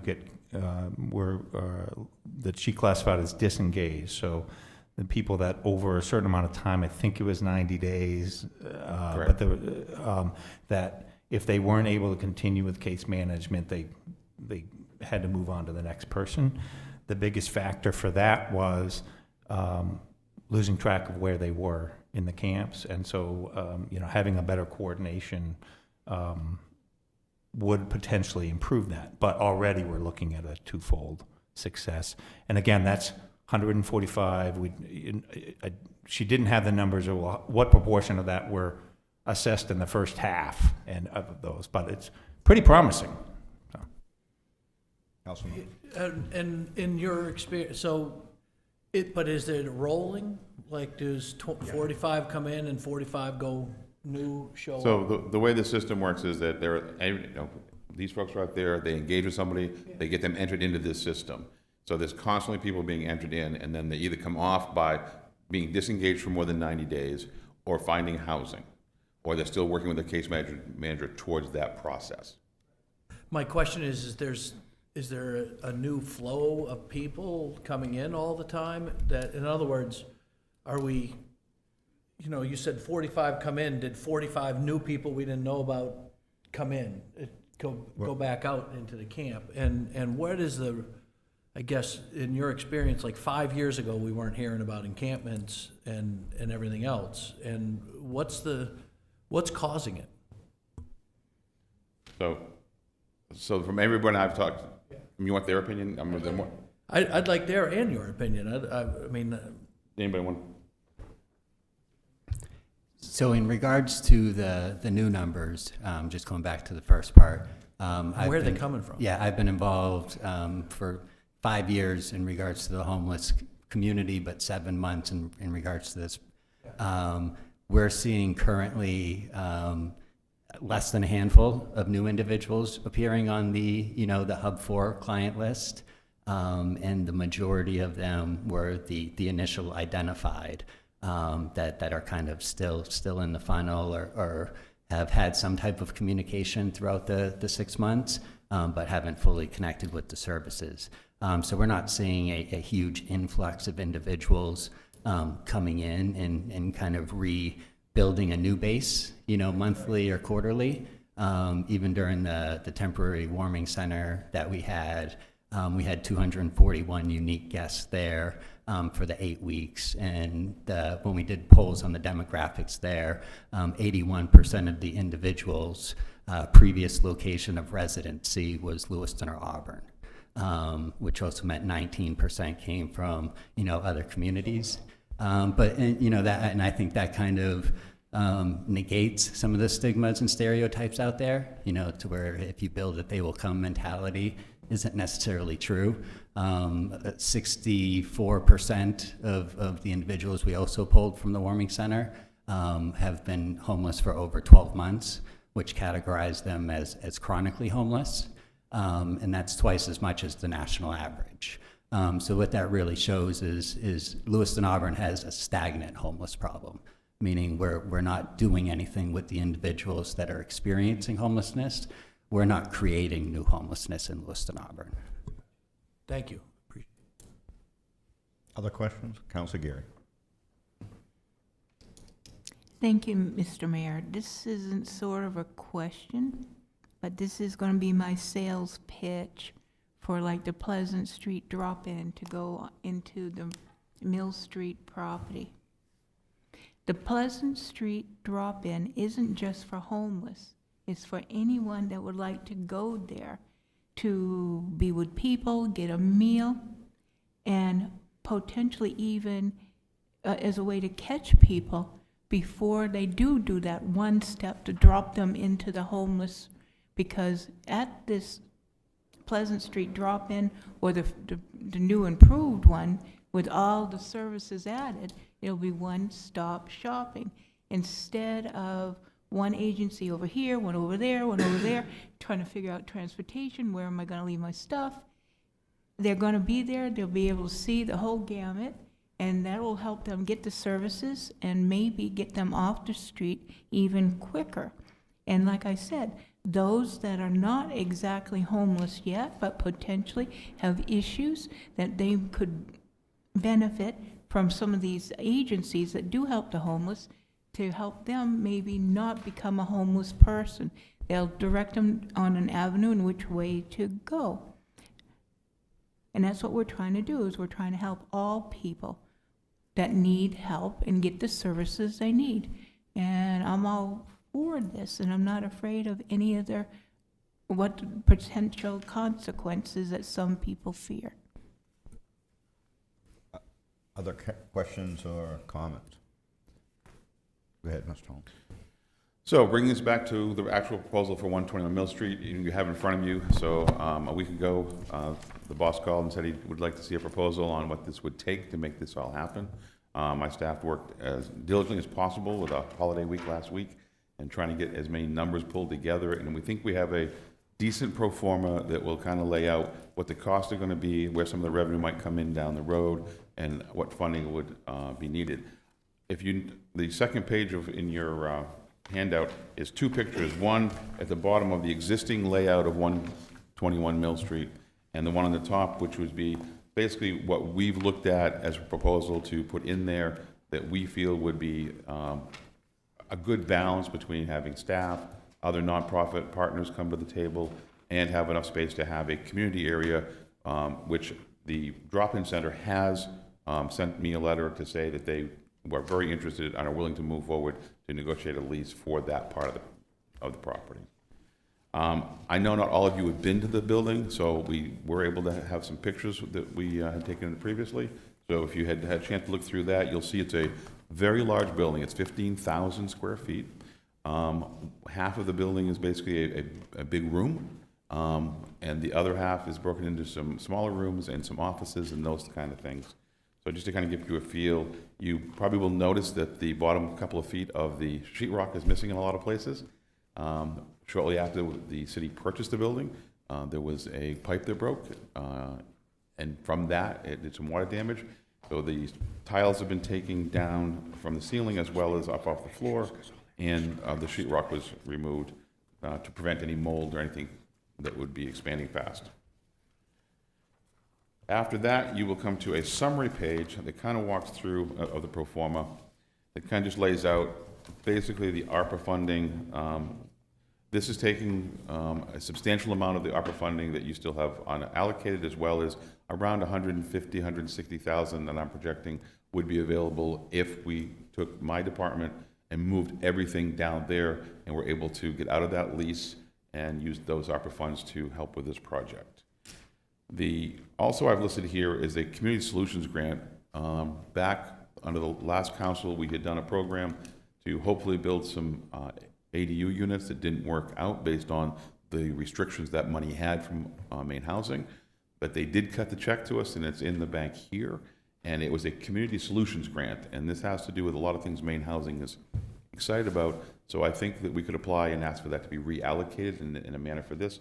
And I believe, I have not reached out to them yet, but I think that this would be a good chance that they would allow us to use this money for this purpose. The Pleasant Street Drop-In Center would pay $1,500 a month, so that's $18,000 in the first year. IRC currently pays $1,000 a month, so theirs in the first year would be another $12,000. Additional space rental, we believe we could get another $6,000 out of that in the first year. And we actually believe that some of these would have much more upside, but I try to be as conservative as possible on what I thought we could bring in for direct revenue on an ongoing basis until we can get that situated. So if you look at the total sources of funds, it's about $916,000. And if you go down to the expense side of it, you'll see that acquisition cost obviously is nothing. Site work cost is about $54,500. The bulk of that is a fence between Barker Arms and the building. Construction and rehab cost of $691,000. Project management cost of $20,000. Other development cost of $45,000 for a total of $811,000.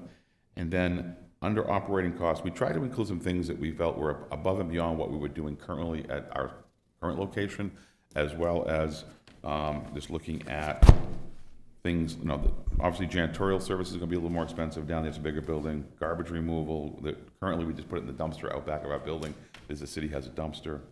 The electricity is going to be substantial. Water and sewer are going to be substantial. So we tried to add those in as kind of operational costs going forward as well.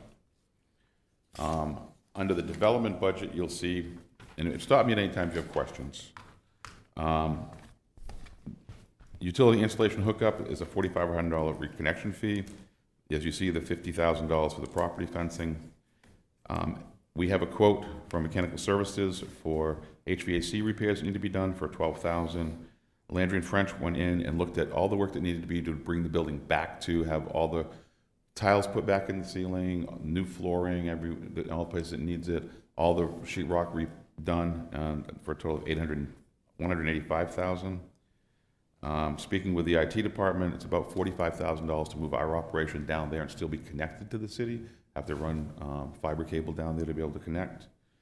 Internal improvements, doors and offices, we've estimated $24,000 to have the same security locks we have in this building, so that we would be able to lock off the areas for the staff. Walk-in freezer, cooler, kitchen, hood install. So it's about $100,000 for the equipment and about $100,000 for the install that we would want to have for a full kitchen there.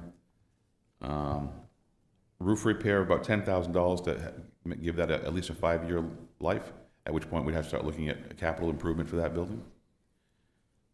We did throw in a $14,000 construction contingency, bathroom reconstruction of about $200,000. We have an estimate for $200 a square foot for commercial bathrooms, and we need about 1,000 square feet of bathrooms that you see in that drawing. The rest of the stuff is fairly minor. Security, about $40,000 down towards the bottom. That's to put in the camera system so that we'd be able to keep an eye on everything as well.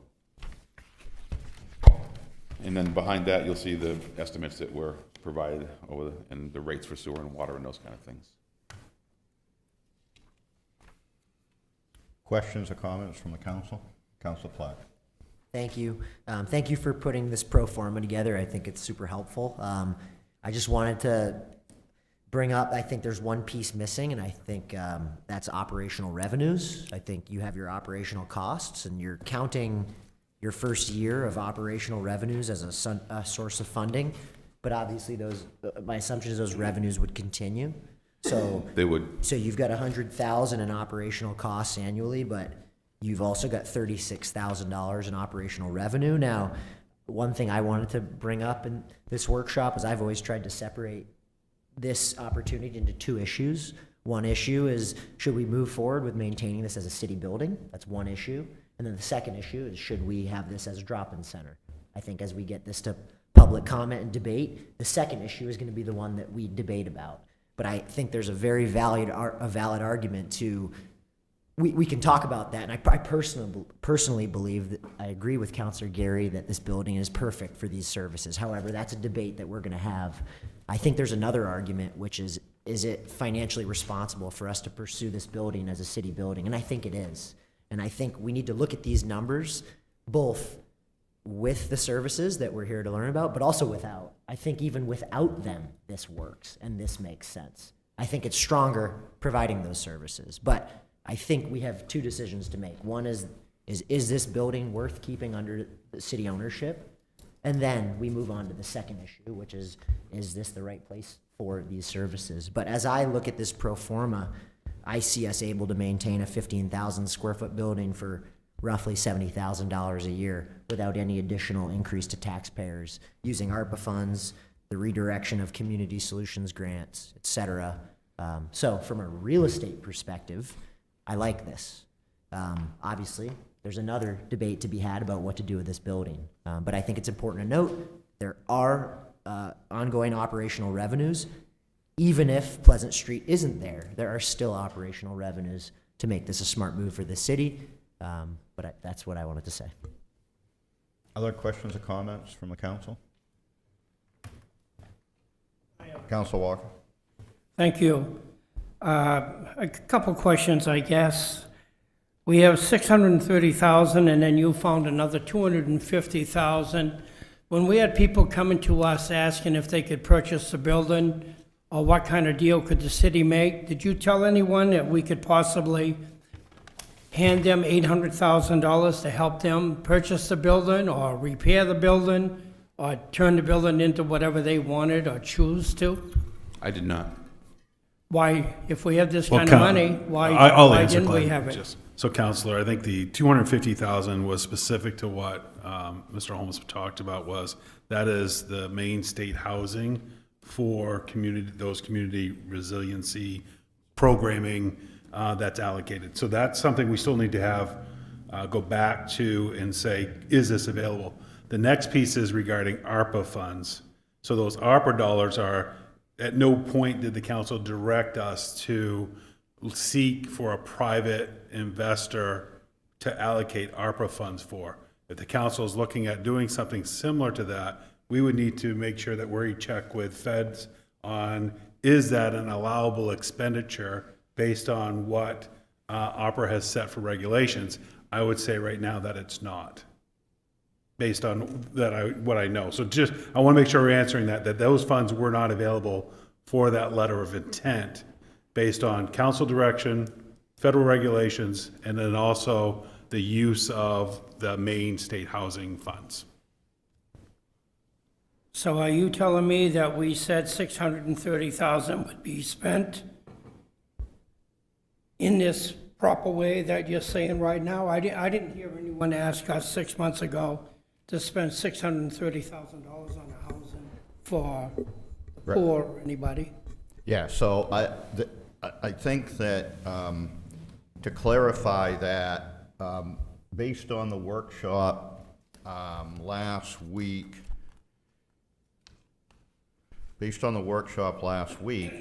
the council talked about allocating $150,000 of the $589,302 that is residual money.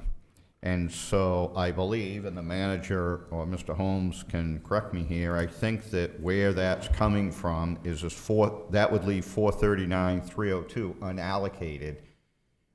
So your point that the council hasn't acted to apply that to homeless services would be correct. It's unallocated money, and then the residual ARPA money is the previously authorized 5-year lease at 95 Main Street, in which, if Mr. Holmes' department moved out, would be residual and would be added to that 439. Is that correct? Yes. Councilor Cowan? And I don't have the timeline that you provided at our last meeting, but it seems to me I guess, Mr. Holmes, what year are we in the lease, your current lease for your department? My thought is eventually if we had to release, because we aren't yet ready to move you to another location, according to plan here in this building. So if you could speak to that and the potential costs that would. We've started, we're in our third year of the lease, of a 5-year lease. So we moved in April, so we're 2 months into the third year. Yeah, so I think that Councilor Cowan, to your point, I don't have it with me here, it's in the office, but the timeline the manager provided us, it's right here. It's out into the fall of '27, before the public safety building is ready for occupancy. So if the department stays where they are today and we don't move them, there will likely be some additional lease monies needed in out-year budgets until the police department vacates the premise. There's 2 one-year extensions available. Mr. Manager? I mean, I think, yes, partially. It's whether or not we actually break up what we currently have running for programming, and we only bring back our staff back into this building, then we would need to stack up staff like we did before.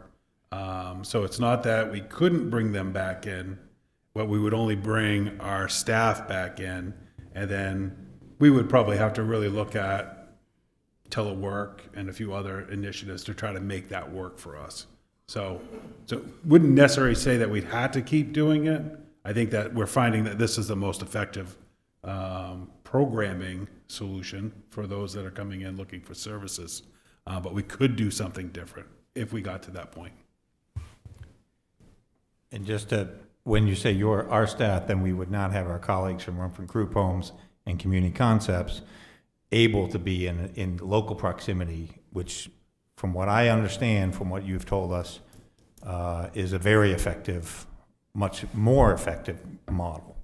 And that's coming from outside. I mean, yes, that's my opinion because I've learned it from, but if you ask these gentlemen, this works and they can't understand why nobody else is doing it.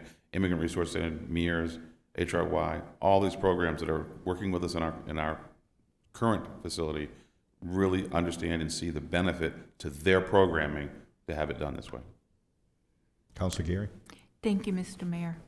If we continue the way we were before they all became in one office, it's going to cost the city by far money to get people to the various services that are out there. At least if they're in one spot, whether here on Main Street, which is going to end up costing us more money, or moving them down to the Mill Street, which we will own and will probably make a profit. Well, not much, but I mean some money extra from these other groups that are now participating there. And what's to say there aren't some other groups out there that provide even more services that these people need? And if we have the room, then they can come in, and that's a little bit more revenue. But I can understand the good Counselor Walker's point. We had a person that wanted to go in there and lost a lot of money because of not being able to be in business, and moving there, they could not come up with all the missing pieces to make the deal work. And his point is, why, if we have money left, then why didn't I don't mean no disrespect, but why didn't your department work with her, or them rather, and get them the help they needed? Counselor, I think I just answered that. The funds that we have available, we cannot apply for that use. Well, I just wanted to validate Yeah. the feelings of the good Counselor Walker, because I understand where he's coming from. Other questions or comments from the council? Yeah, I'd like to agree with Counselor Platts. I think we have two questions. I think, do we want to own this building? Because I think it's very clear that, based on the capital projects we have coming up, that if we move into there, we're gonna own it. That there's no undoing that once that happens. So do we want to own it? And I think if the answer to that is yes, then I think we have to have a serious discussion about, to me, looking at some of these rents, then we're gonna have to ask these groups if they're gonna want to have it be a really nice spot. And people should be paying rent in there. And we should be having a serious conversation about what we're going to do with that. If the answer of A is yes, B, how do we do that, and what are we going to allow in there? Yeah, so I might ask a few clarifying questions here, Mr. Holmes, that I think will shed some light on this question that Councilor Milks has raised. So my understanding is that the Pleasant Street Drop-In Center today operates 2 days a week. It's not a 7-day-a-week operation. Is that Correct. Is that That's correct. And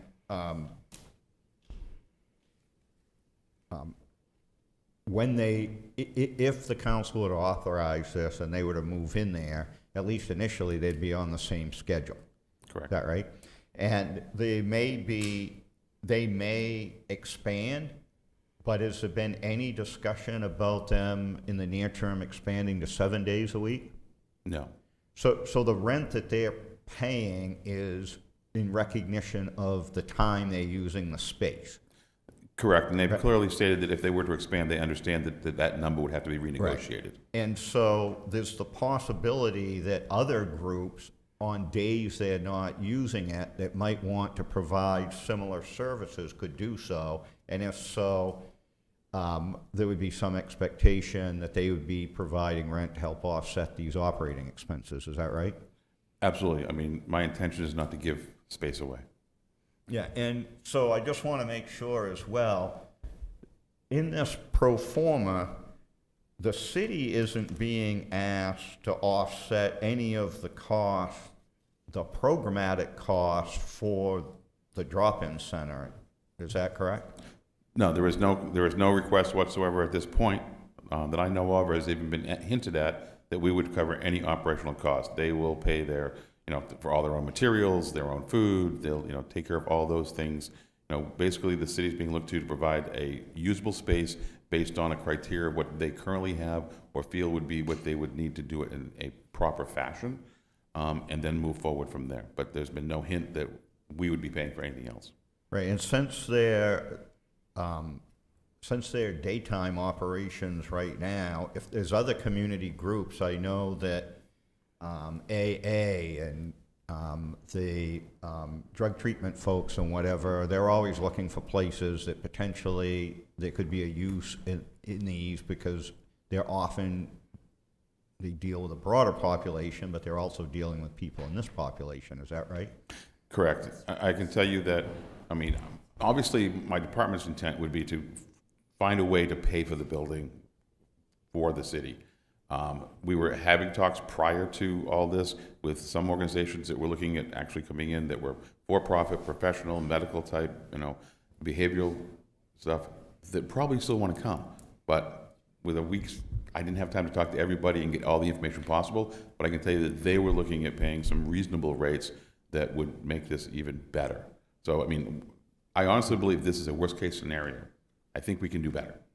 So having gone down, my understanding is Pleasant Street on Wednesdays has a more expanded group of service providers. It's not always the same. It could 8, 10, 12 different Correct. groups that are there because it's an opportunity for them, for lack of a better term, to work the crowd and to talk to the people that are there and try to identify what type of needs they have and how they could hook them up for services.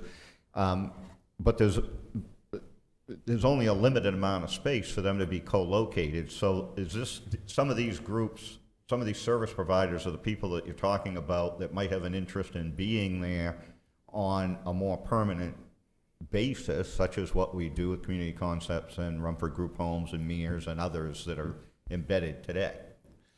We believe so. I mean, at the very least, when you look at the layout, we've provided enough drop-in offices so private conversations can occur, and that's where better casework happens. You know, when you're trying to meet with somebody over in the corner because there's no place else to meet, that's difficult. So in the beginning, yes, I think we're going to have a lot of these service providers come, use the facility, but they're going to want to be there. They're going to have, you know, leave their equipment, leave their stuff, leave some records, and we can provide that at a reasonable fee. Councilor Mills? Yeah, question, Mr. Muller.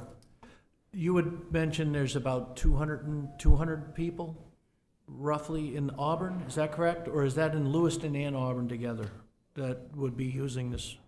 That was the unique guest count for the warming center over the 8-week period. That's both municipalities. You'd Correct. say that's about 2 to 250? Correct. Okay. Yeah, to give, just to build on that,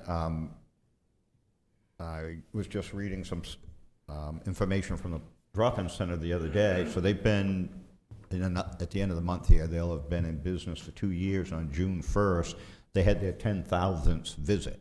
It's not 10,000 people, but there's 10,000 people that have visited there in the 2 years that they've been open to partake of the services. 10,000 visits. So, Councilor Weiser.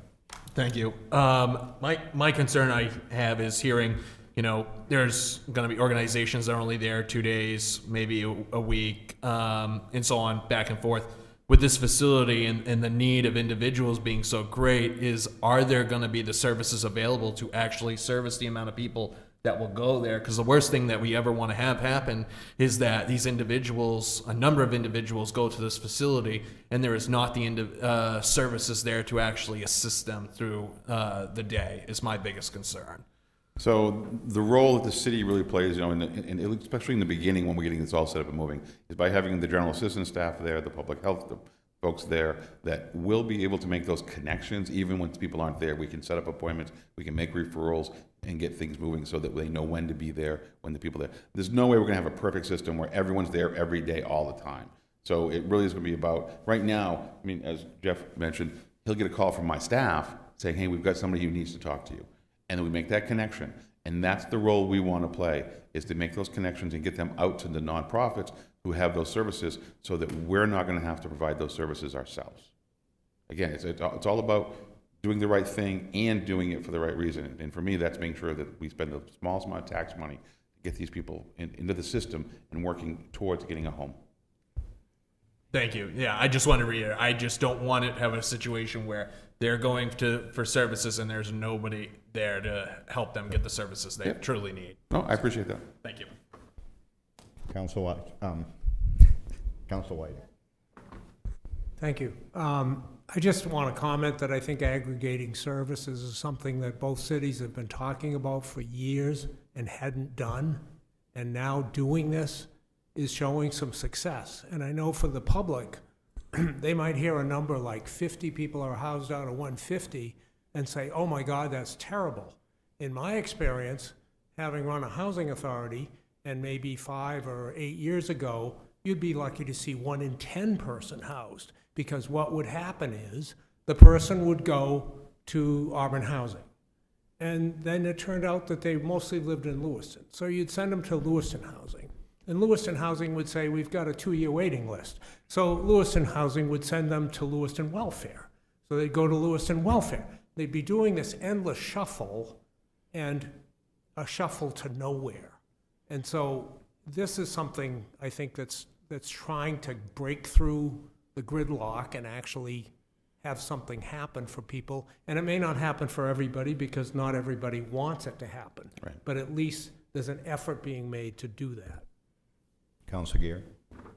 Thank you. The other thing, after listening to Pleasant Street talk, they are saying that there is a need for developing a program for on Sundays, because usually the other places in Lewiston, Auburn that provide a meal aren't open because, you know, for whatever reason, or they're holding church services. So they would like to eventually fulfill that need of having a place to go to get some, but, I mean, if somebody would like to go for company and to get a hot meal or supper. Yeah, I think that the limitation on Pleasant Street's days of service is going to be staffing and funding, but they certainly have indicated that they would like to provide services more days than they do now, but they're limited.